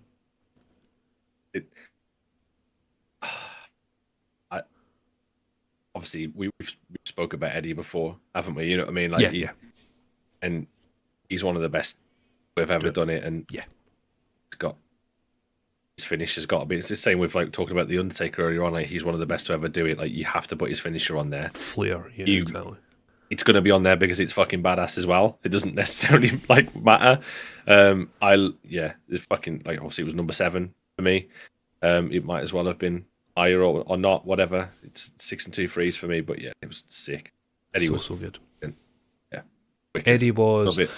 I think when he went to WWE or WWF at the time, it's like I don't think he was as appreciated in his time. You know, I think I can only imagine. Like, he obviously was appreciated. He was the champ, etc. But I always think what could have been in terms of if he was still here to this day. Obviously, we'd be getting on a bit, but at the same time, I don't know if it's just because he's no longer here. If you picked him up and put him in today's, I just think some of the matches he could have. Don't even. You know what I mean? Don't even. But he was 30. He was only 38 when he died. He's only 2 years older than me, which is sickening. Really, I would have thought he was way older than that. He was only 38, wasn't he? And that was 2000. I always get mixed up. Was it 2006 or 2005? 2005. 2005. So he could have probably wrestled till he was what, 44, 45? Yeah, so yeah. AJ Styles is 40 odd now, isn't he? So he's going to be that kind of. Can you imagine Eddie and AJ Styles? Oh, well, they wrestled each other, didn't they? Yeah, but just now, just on a big step. Well, yeah. If he went to 2012, if he was wrestling up until 2012, you think about the people that he was in around the business with in 2012. That's crazy. Jesus, man. I mean, fucking Daniel Bryan, for fuck's sake. Imagine a match him and like Bryan would have had. Fuck me. Him and Seth. Exactly. Him. It's just some of the guys who would have been coming through at the time as well. Like Eddie having a really good run with like a fucking Orton or like he's just like even a fucking Cody earlier on or just there's so many fucking people. I tell you what I'm gonna do. Just a quick aside here. Sorry guys, we're gonna have a quick aside. WWE roster 2012. Fuck me, CM Punk. Fuck's sake. Shit, yeah. Alberto Del Rio, Cesaro. That would be like Yeah. if they'd done something with Cesaro, like if it was Claudio Castagnoli, it's like that would have been just. So you got like Bray Wyatt, CM Punk, Cody, fucking hell, Daniel Bryan, Dolph Ziggler, fuck me, Ambrose. I'm just going through this, just picking out like Drew McIntyre, like bigger names, if you know what I mean. Yeah. Fucking hell, it's crazy. It's mad. Christian Jericho. Jinder Mahal was there. Fucking Cena. Someone like a Justin Gabriel. They could have had a fucking banner as well. Evan Bourne. Evan Bourne, Kofi Kingston. It's crazy that there was some big crossover there. A big crossover. It's great. Roman Reigns, Rollins, Sheamus, Sin Cara. Gee. Imagine how different Sin Cara's career might have fucking turned out if he was there. Oh, there's a lot to go. Him and the Miz would have had some good fun, I would imagine as well. You know, Yeah. I already would imagine them have some great fun. But yeah, Damn. crazy. Tyler, holy shit. Oh Gabby. dear. Oh dear. Cool. So yeah, Eddie Guerrero, yeah, my number 3. Legend. worth thinking about, does it? Yeah. Cool. Bit of a Feeling side. a bit, Sometimes you feeling gotta a do bit that, right? froggy. Feeling a bit Hey. froggy. Hey, Okay, man, Hoxie, froggy. moving over to your number 3. We're heading towards the home straight, as I said before. So your number 3 top 10 finishers is The sharpshooter. ooh, okay. Brett is one of my favorite ever. Mm-hmm. And the fucking sharpshooter is sick. Like, yeah, I don't know how to like actually put it into words with this one. And that sounds really strange. Like we're doing a podcast. That's the way it fucking works. Like, I just think if like really big moments, obviously you've got things like the screw job, right? At Montreal. Best mate. You've got the screw job in Montreal. The whole sharpshooter thing. One of the best wrestlers to ever do it. That was his finish. Was the sharpshooter. The fucking Rock stole it. Sting stole it. Fucking hell. Who else does it now? I'm trying to think. Dash and Cash do it. Other people off the top of my head, I can't think who done it anymore. But like the sharpshooter or the Scorpion Deathlock or whatever you want to fucking call it. Loads of different variations. All the Hart family do it. Fucking Benoit used to do it. Everyone. It's just an amazing finish, and to have that the excellence of execution, being able to put that finish on as a finish to a match. Very, very rarely it was like, you know, when Brett put it on, rarely sort of reversed or sort of gotten out of, if you know what I mean. So, like all the Canadian guys, fucking Edge used to do it as well, didn't he? You know what I mean? Yeah, So it was just an amazing move. He Like, inverts it though, right? so good. He faces the opposite way and leans on their leg or something. Oh, I don't know. I love the sharpshooter just because of Bret Hart, basically. And when I started watching wrestling, when I really first started gotten into wrestling and started watching it properly, like as it was happening, Bret was like on top, and Bret was the guy, and Pink and Black Attack was just, I was all over it. I wanted a pair of sunglasses more than you'll ever fucking know in your entire life. Like, I still want some now. I've never got some. I'm definitely going on the internet to buy some after. I've just thought of something. But I wanted to be Bret Hart. I wanted the leather jacket. I wanted the greasy long hair. Like, I just wanted to be that guy and stick that fucking hold on somebody and just look like a badass. For no other, just one of the best guys to ever do it. Finish number 3, the sharpshooter, because I fucking loved it. There isn't much more justification needed than that. That's what it's all about, Yeah. right? If you liked it, then fucking who cares what anybody else thinks, right? That's the joy of having a top 10 list of our own making. Sharpshooter's not on mine.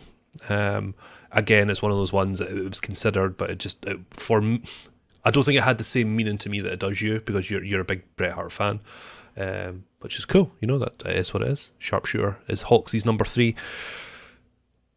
Still you, Mr. Hawks. Number 2 for you. Okay. This is not cutting time now. Mm-hmm. This was an absolute shoe-in at number 2.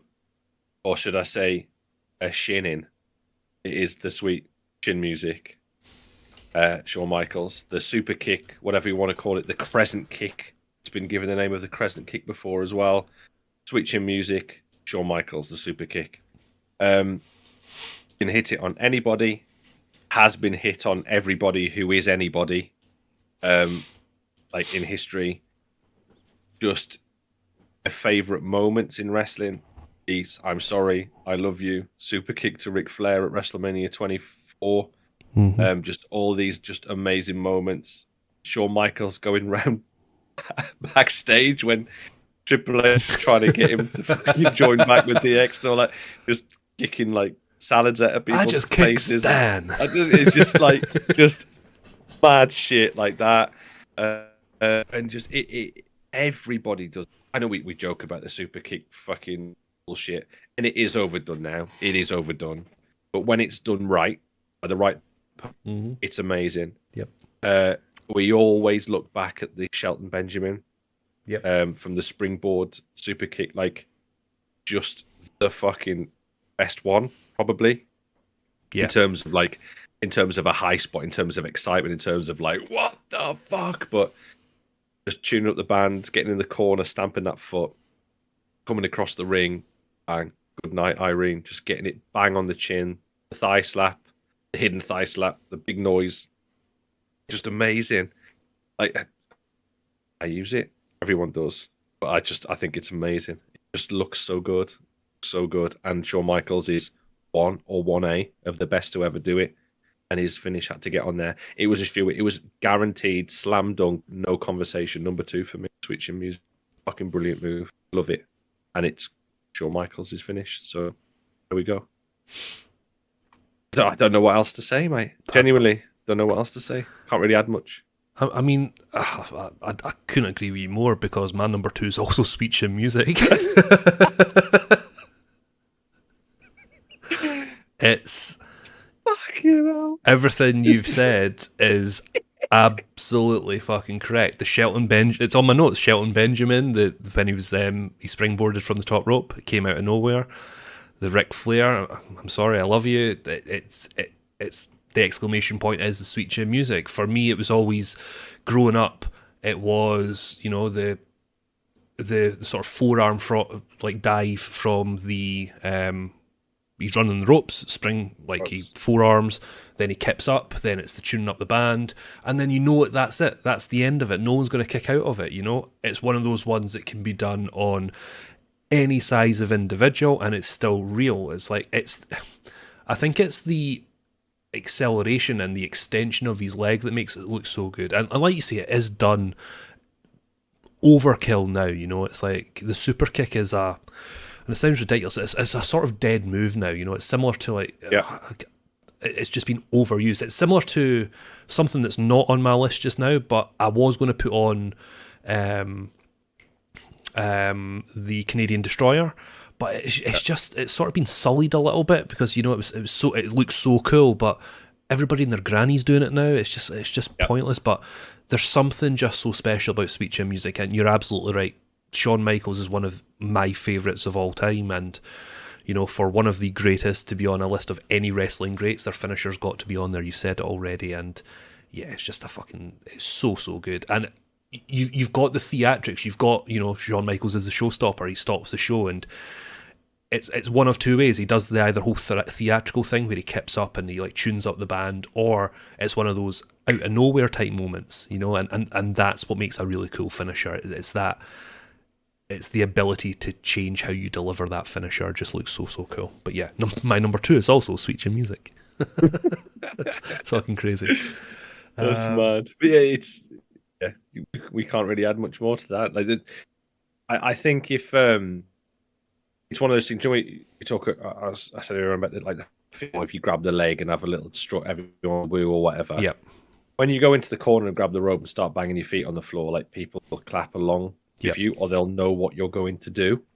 Like it's one of those things that is in that wrestling, like I guess it's in that culture. If you know what I mean, it's like people know what it is, what it's for, and that makes a move special. When you know it's going to happen by the precursor to it, you know exactly what's going to happen. Then it's a big deal. Sick. Over sweet chin music. Gotta love a bit of sweet chin music, absolutely. Okay. So that's us got to number 2. Now, for those that have never listened before, and for the regulars listening, what we do now is before we go into our number 1, we have what we call our honourable mention. So this is just a cheeky way of me and Hoxie putting in another selection into our list. But for a move that, in this case, a move that we find great, but didn't quite make the top 10, but probably could have in any other day. So yeah, honourable mention time, Hoxie. I think it's me to go this time. So my honourable mention, and it's a specific version of this particular finisher, and it belongs to Kenta Kobayashi. Kenta, formerly Hideo Itami in WWE, where it is the GTS, the Go to Sleep. I feel that this one, I know CM Punk uses the GTS, and I love a bit of CM Punk, but I feel Kenta's GTS looks more devastating than Punk's. I specifically did this when I was going through my list. I went and watched the moves that I was putting on my list as well, and I wanted to see if it was an overall GTS or if it was one particular version. And there have been times from the clips that I saw where Punk, the contact's just not there, whereas Kenta looks like he's about to knee your fucking face off. It's like... Because 9 times out of 10 he probably did. It's snug as balls, man. It's ridiculous. But massively. Yeah. I do like Kenta. I just felt when he came to his Hideo Itami in WWE, when he was in NXT, I'm really excited to see what they were going to do with him. And this lends to what we were talking about earlier with Okada going to WWE. I think Kenta went to WWE at totally the wrong time because it was the wrong bookers that were there. And I think if he was there now, at his peak, it would have been a whole different fucking ball game with Kenta. I think he was just different class. But yeah, if you haven't seen his GTS, if you're watching on YouTube, hopefully the clips are there. But yeah, just snug as hell, and I think it's worthy to be on there. And the GTS is just such a cool finish as well, right? But yeah, Kenta's is just different gravy for me. Okay, so GTS, my honourable mention was between 2, and I've scribbled one out. That was the GTS. Fuck my honourable off. mention's gone to something else. I love the GTS. I prefer Punk's GTS because it's Punk. Yeah. Fucking boy, as everybody who's listened, especially to the last fucking show, or maybe the show will know exactly why. But he Kenta like it, if you know what I mean. But Punk, it's like another level for me. Fair dues. And I just think about like he hit the fucking rock on it, hit the rock with the GTS. Yeah. When you're as over as that, and you hit your fucking on the rock sells it like he's literally been shot by a fucking sniper rifle, and your shit's good. Yeah, for me. Yeah, absolutely. No, that's fair. Absolutely GTS. Fair. But I think I prefer Punk's. You prefer Kenta's. Whatever the fuck it's. But that's not my honourable mention. Do you want me to tell you my honourable mention? I do want to know your honourable mention, yes. Because we spoke about it earlier on. Sure. Is the shooting star press.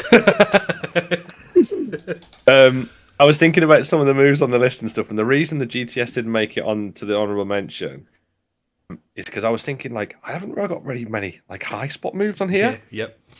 And I love the shooting star press. Every time, even if I see it on like a show now, like a regional show, like an indie show, I just mark out. It could be anyone who hits it. I'm just like I fucking, it just looks amazing. For somebody to do a backflip whilst moving forward and land safely on somebody just boggles my little monkey brain. Like I don't understand it. I don't understand how that works. It's amazing. Shooting you said earlier on about the Evan Bourne one into the fucking RKO and stuff, like just stuff like that. It's fucking cool. The shooting star press is amazing. It's just the coolest thing. This sounds cliche, but it's beautiful, right? If it's done right, It looks stunning. It is. I can imagine somebody like Logan Paul pulling out the bag on like a big, like a Mania. I can really see him doing it, and he will do it like probably one of the best it's ever been done in history as well. The fucking prick. It's like I can just imagine it happening. Shooting star press, honorable mention, just because it's fucking amazing and beautiful and stunning and cool as fuck. Yeah, star press, honorable mention. So good. Yeah. Yep, can't disagree. It was on my list, obviously, earlier on, but that's fine. Awesome. Right, ladies and gentlemen, we are now at our number one position, but what we're going to do is... I am so intrigued as to what your number one is. I really don't... I actually can't call this. Genuinely. Okay. I'm thinking, racking my little brain. Okay, so what we usually do, we'll keep Hoxie in suspense just for a little bit longer. We usually we'll give you a run through of what we said, 10 to honourable mention.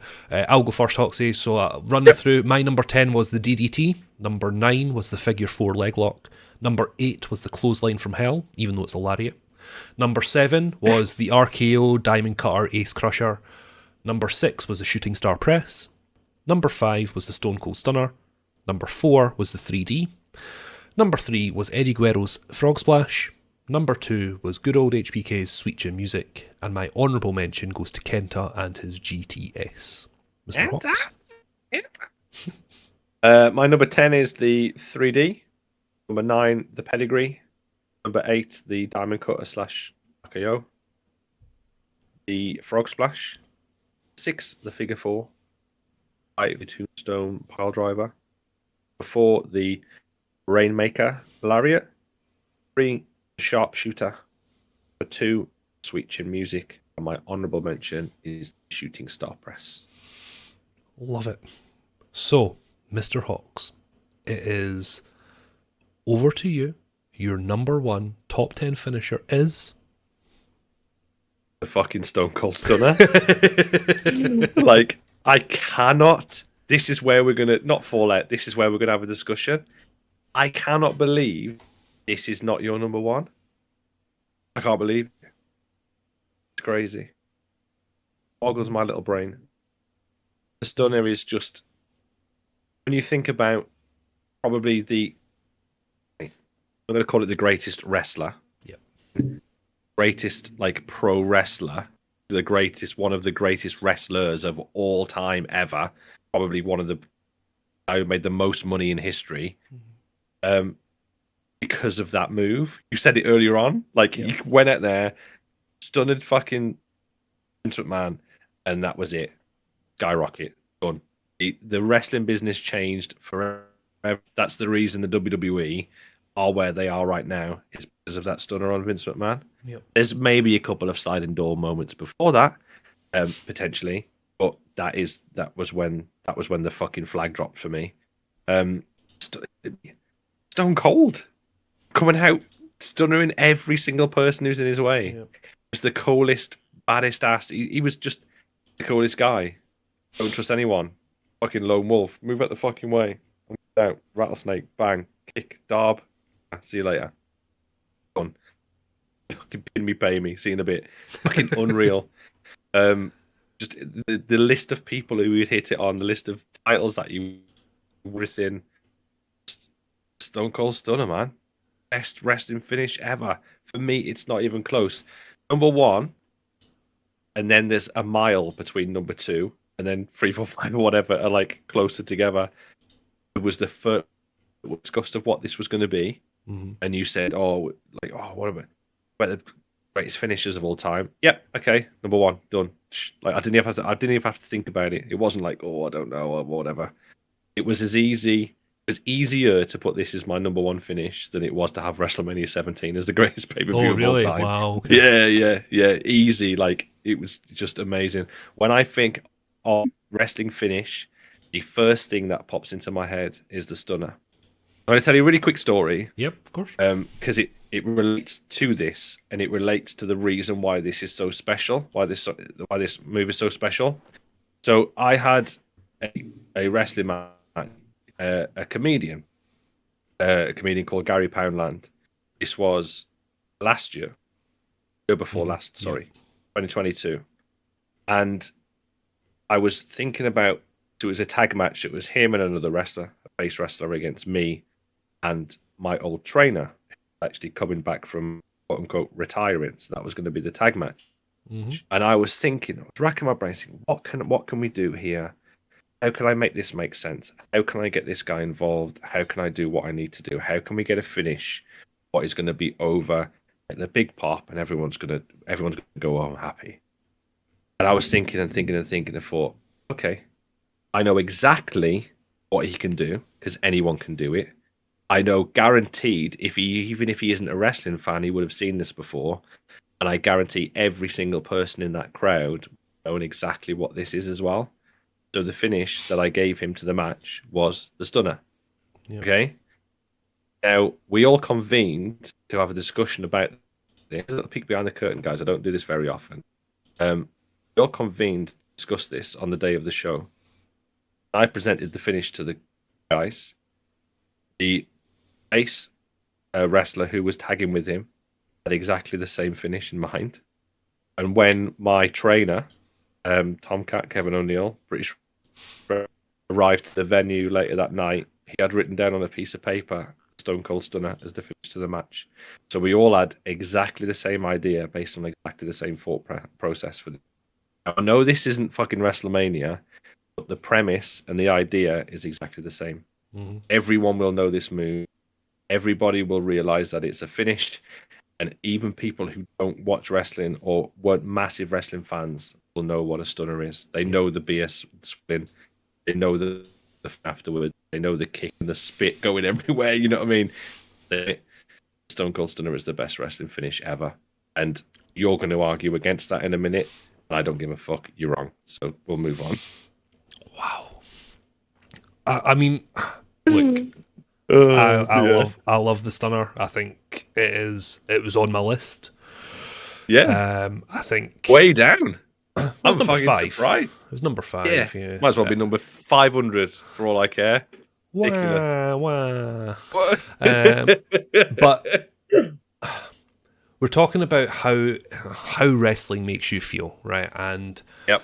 I think we can't argue against that, can we? We can't argue against that. No, absolutely. And I think all my top 10, including honorable mention, could be interchangeable. But for my number 1, it's probably just slightly ahead of everybody, and it's just simply down to who delivers it. And it's been on your list already. For me, it's the Tombstone Piledriver. Okay. It's the Tombstone. I've made it very clear. Undertaker's probably my favourite wrestler of all time in terms of gimmick, in terms of ability in the ring, in terms of storytelling, and if you think of the feuds he's had, and the cherry on the cake of the dead man is the Tombstone Piledriver. It's like everybody talks about, he's walking on the rope, the old school, it's like the choke slam, but when he hits the Piledriver, it's over. That is the move. He is solid when he delivers it. I don't think he's legitimately injured anyone using the Tombstone. It's just I love the Undertaker. I think from episode 1 it was very, very clear that I love Taker. Yeah. He's on the Mount Rushmore. We talk about that all the time.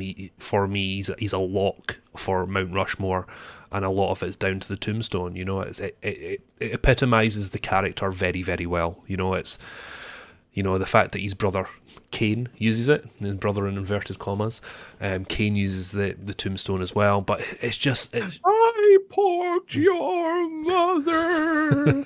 Sorry, go on. No, it's absolutely fine. It's just it looked as devastating, but there was just something missing from Kane's Tombstone, and it's just for me. The fact that the Undertaker wasn't good, I agree. And it's just outstanding. And for me, it's my favourite finisher of all time has got to be the Tombstone. Yeah, that's it really. Can't really say a lot more than that. Just I fucking love it. And if you disagree, I don't give a fuck. Fuck you. Yeah. But I mean, interestingly though, right? Our number ones were each other's number fives. Wow. There we go. So there you go. Not sure what that means, but it means we're in sync. I mean, it means we are in. And we had number 2 the same. Number 2 is the same. Right. So what have we included in there? So we've got 1, 2, 3. The only thing that we're missing on the Pedigree, Sharpshooter, and Rainmaker. Rest of them's on there. 3. And we were really fucking close on the honourable mentions as well. It's ridiculous. That's crazy.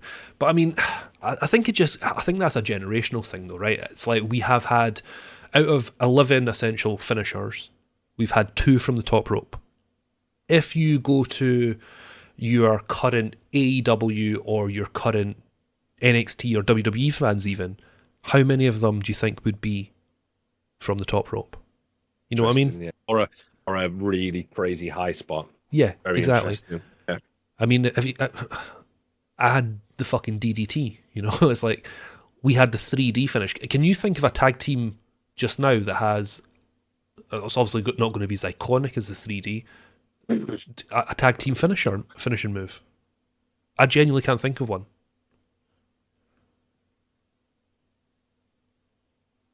I cannot think of a tag team finisher move. Is it the fucking elite knee thing they do? Elsa driver and that. What's the knee? I don't know. Hands to the knee. I know that one. And maybe the double super kick thing from the Usos. That's about it. I can't really think of anything else. Tag team wrestling it's not as big as it was, and a lot of the time the tag teams are a lot like they're just single guys put together. Yeah, they're in mid. The thing is, the Usos were using 3D. You know, that's what I was saying earlier. It's like they were actually using that finish. So that just shows you. I think it's interesting to check the list of 2 elder statesmen, we'll call ourselves, Hoxie. I mean, I bet you if you had like 2 60-year-old guys, they'd be like, well, back in my day, they used to use the goddamn drop kick as a finish, and I used to love when Michael McMichael used to do that shit, and or whatever. You know what I mean? It's like, okay. What was it? Midnight Express, did they not used to use from the top rope was a body splash, but the thing used to throw him from the top rope onto him? I'm sure that was their finish. That was the rocket launcher. That was the Rockers. The rocket launcher. Sorry. Yeah, and the mid. So you used to do like a E-drop base. They used to do a couple. They used to do that fucking leg drop over the. Used to do like a backbreaker draped over the backbreaker, and they used to do like a leg drop onto the back. Brutal. I think like the FTR do that now. It's like more of like a near fall kind of thing. Yeah. But yeah. Just crazy. Yeah, there isn't really. I mean, you mentioned it earlier on, didn't you, about the Doomsday? It's probably like another famous one, isn't it? Really. Yeah. Yeah. It's like it would either be what like the tag team. One of the other tag teams would hit their finish first, and then you know what I mean. It would be like a fucking Twister Fate Swanton, like the Hardys potentially. Yeah. Like Edge and Christian would probably be the spear actually, or the concerto or whatever. You know what I mean? So it wasn't necessarily a finish. It was just one move into another. It's very, very interesting, Hoxie. But yeah, I think this has been a fun list, though, mate. I've enjoyed doing this list. I've really enjoyed it. And for those listening at home, let us know what your list is for this particular one. This is a fun one to do. What is your favourite top 10 wrestling finishers? As ever, make sure you like the podcast, share it with your friends, sub to YouTube channel, comment on our YouTube channel as well. Email us at wrestlemark10@gmail.com. And again, give us your feedback on this episode. You could tweet us as well, Mark_out of10. Also share that as when we go into the Twitter sphere. Just make sure you like and repost and all that stuff, all that jazz. If we can get recognised by like a Bully Ray or an Eric Bischoff or a Tony Khan in one of his social media rants, then that would be really, really cool.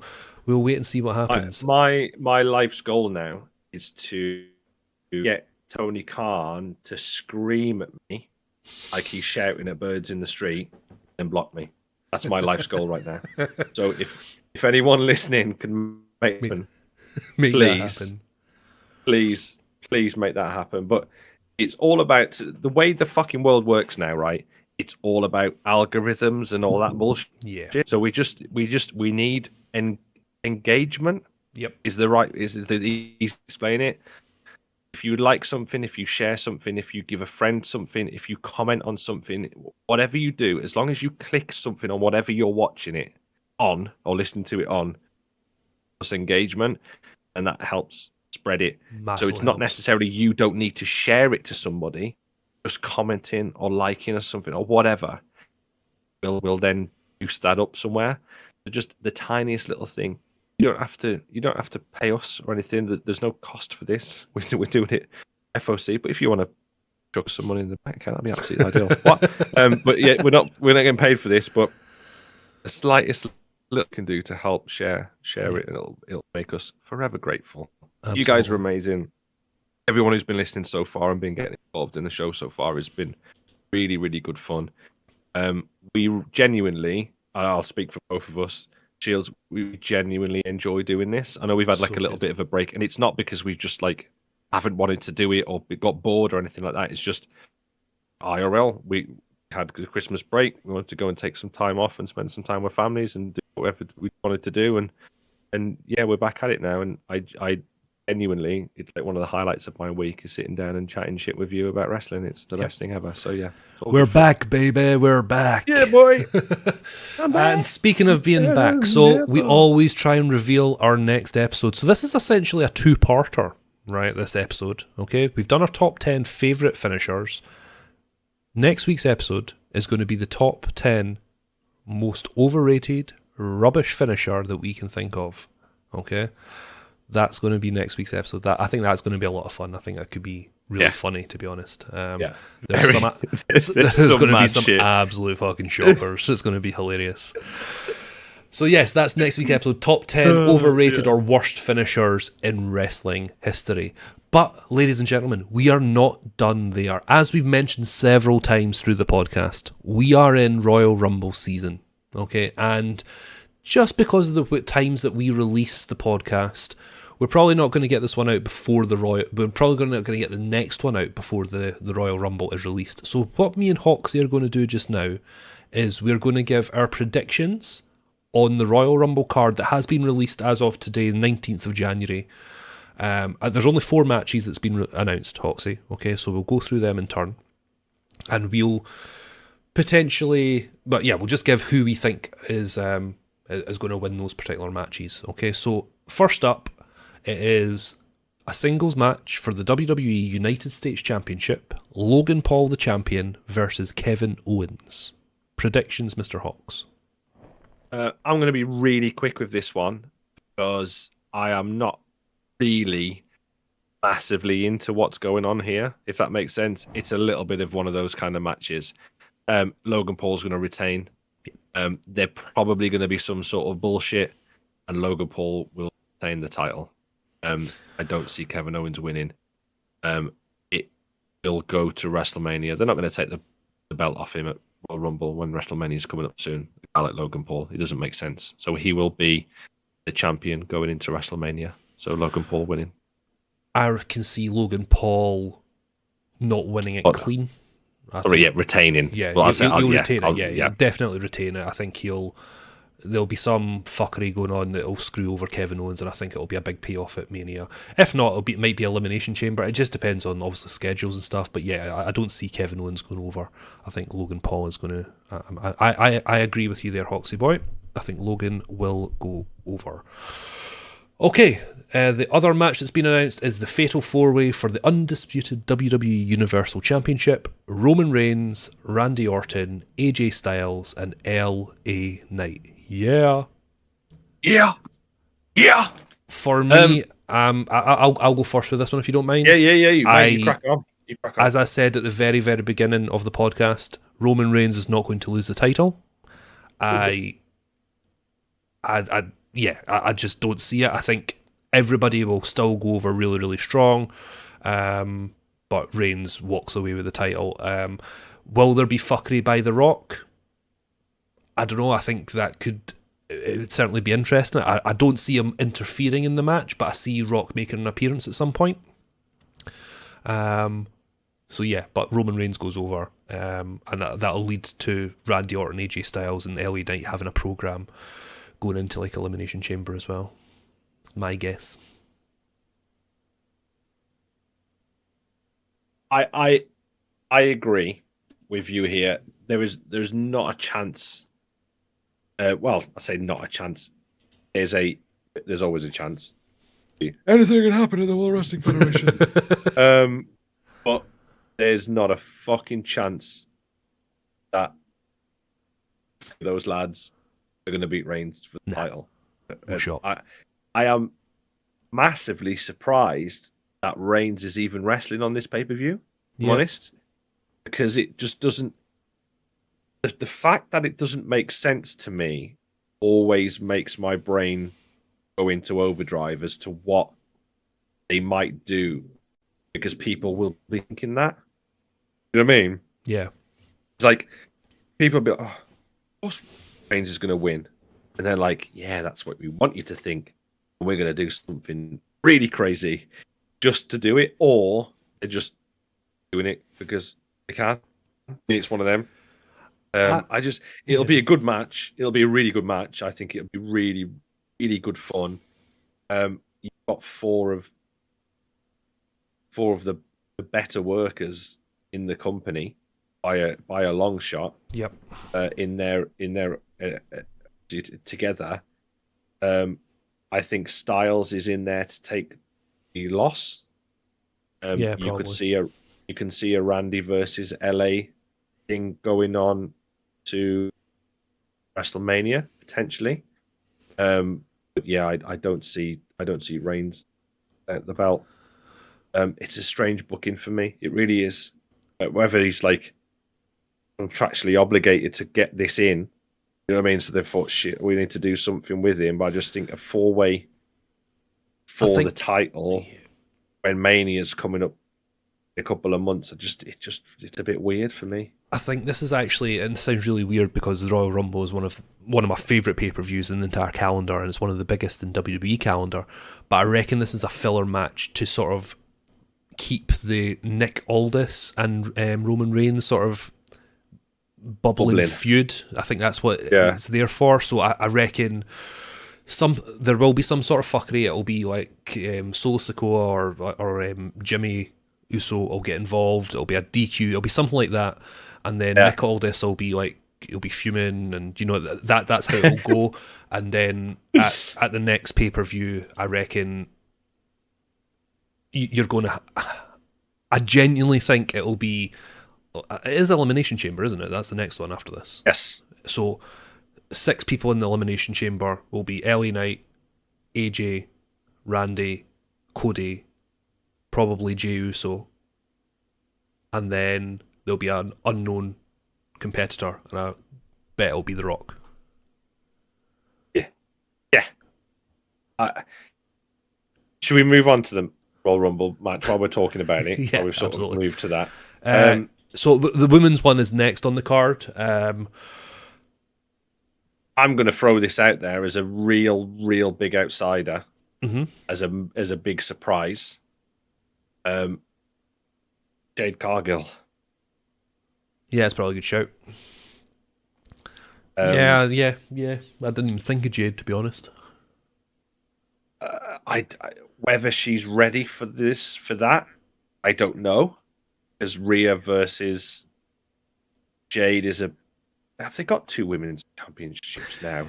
It's not going to be Rhea and Jade at Mania. No shot. It's going to be Rhea and Becky, isn't it? Yeah, it's going to be Rhea and Becky, 100%. They've already planted that seed. So it'll be Jade and whoever the women's champion is going into it. They do it. Yeah, I'd imagine so. Who is the SmackDown Women's Champion? Is it Asuka? How bad's that? How is that? I could see Jay. The big women's match is Rhea and Becky. Yeah. Whoever they get Becky to fucking win it. You know what I mean? That would be my sensible. That would be my first pick. But as an outsider, as a really interesting amongst the pigeons kind of thing. Jade Cargill coming in at like 28 or something and winning it. Yeah, Io Sky is the women's champion, so that actually fits really Fucking hell, well. of course she is. If she, I think Jade would steamroller her to be like the monster. And then I think it's just been really unfortunate that Charlotte's been injured. Because obviously she blew out her knee. I think it was already set up to be Jade versus Charlotte at some point. But I think it's been out the window, so it's going to need to be a quick sort of pivot from WWE booking. But I reckon Rhea Becky at Mania, and then Io Sky versus Jade. Jade's a very, very good shout, to be honest. Yes. Okay, final. And she's been doing a lot of training with Natalia up at the stuff. They've got to pull the trigger on her, right? She came in with such a massive like aura and like newsworthy story and stuff. I think they've got to pull the trigger with her, and it just makes sense. It's probably the perfect time, and you know, even if she is a bit, we'll call her green, right, for in WWE, the Rumble's a great way to mask that. You know, it's like so. It's not your standard sort of one-on-one, so that would give her a bit of time to sort of hone her skills before Mania when she can cash in. Well, not cash in, but, you know, like, gets her title shot. I mean, she'd have a good match with somebody like Sky as well, because the Sky can bump around for her and work. Exactly, yeah. Decent. Yeah. And the final match that's been confirmed, there may be other matches, card is subject to change, obviously, the Men's Royal Rumble. Do you want to go first? Do you want to say this first? No, you can go first. I'm going to go cross-eyed, basically. It can go... I'm not saying this is like how I want it to go down or whatever, because I want CM Punk to win it and then win everything and just best ever. That's just me. But I genuinely think The Rock could come in at number 30 and win and go to Rumble, go to Mania to wrestle Reigns. That's where the money, if they are going to do it, and it seems like they are, there's a lot of rumblings and the way things have been laid up. You know what I mean? With fucking they had the football thing, didn't they? And fucking Khan was there with him, and they've got discussions and chats and this, that, and the other. The money, they said they were going to do it, weren't they? WrestleMania 38 or whatever it was. The money is Rock and Reigns. As much as I hate to say it, because I don't want to see that. I do want to see it, but I don't want to see it at the same time. Yeah. I want to see either Cody win and finish his story, which probably won't happen now because of what's happened recently. CM Punk wins and challenges Rollins at WrestleMania. It's Punk and Rollins, and it'll be The Rock, Reigns in night 1 and Reigns and Cody in night 2 for the belt or something like that. I don't know. That's how my heart says that that's the way it happens. So Punk wins the Rumble. He challenges Rollins at Mania, so they have their match at Mania, and Punk wins the title. And then you have a double header. So you have even maybe Cody wrestling the first night and winning the title on the first night, and then Rock and Reigns can just have a non-title match on the second night or whatever. Something along those lines. That's how I would want it to happen, because I want Cody to fucking win the belt. I want him to finish his story, and I want Punk to win as well, so he can take the belt off Rollins. The story's already there, isn't it? They've already been doing that. So yeah, that's what I want to happen. It probably won't be anywhere near that, but in my little mind's eye, that's how I'd want it to happen. I think the Men's Royal Rumble match is going to be a good one. I think Gunther's going to have another. It's going to be second year in a row of having a really strong showing. Yep. Agreed. I see Ludwig Kaiser eliminating Gunther, and they two having a program, because it's already sort of, you can see the planting the seeds if you watched the latest Monday Night Raw. It's already there. It's going to happen, and I reckon it'll be Kaiser that eventually takes the Intercontinental Champion off of Gunther. It won't be before WrestleMania, but when that happens, then Gunther will be in the sort of main event picture. So it's not going to be, that'll be post WrestleMania. That's my gut feeling. Final 2 in the Rumble match, I reckon it'll be Punk and Rhodes, and I reckon Punk will go over. I genuinely, and this isn't me to do with me not understanding the Cody Rhodes thing. I genuinely think they've missed it. They've missed the boat with Cody. I think they have. The trigger should have been pulled when he first came in. It should never have been against Reigns because he was never going to lose the title. It should have, it was never ever going to happen. I don't think if Cody goes to Mania up against Roman, he's going to lose, and that's Cody done. So I just don't see it. I just don't see him finishing the story. They've missed the boat with that. It's just so logical that Punk will win it. He'll get his main event because he's not going to be there in a long term deal. Let's be honest, right? Punk is there. He'll make them a shit ton of money because he was newsworthy at the time. He'll win the Rumble. He'll go against Seth, and that just leaves the door open to whoever's going to challenge Reigns. It may very well be Cody, but it's more likely going to be Rock, as you said before. But yeah, I reckon Punk will win the Rumble and eliminate Cody at the time. It's my prediction. We just had a quick chat about the card and what we want's going on.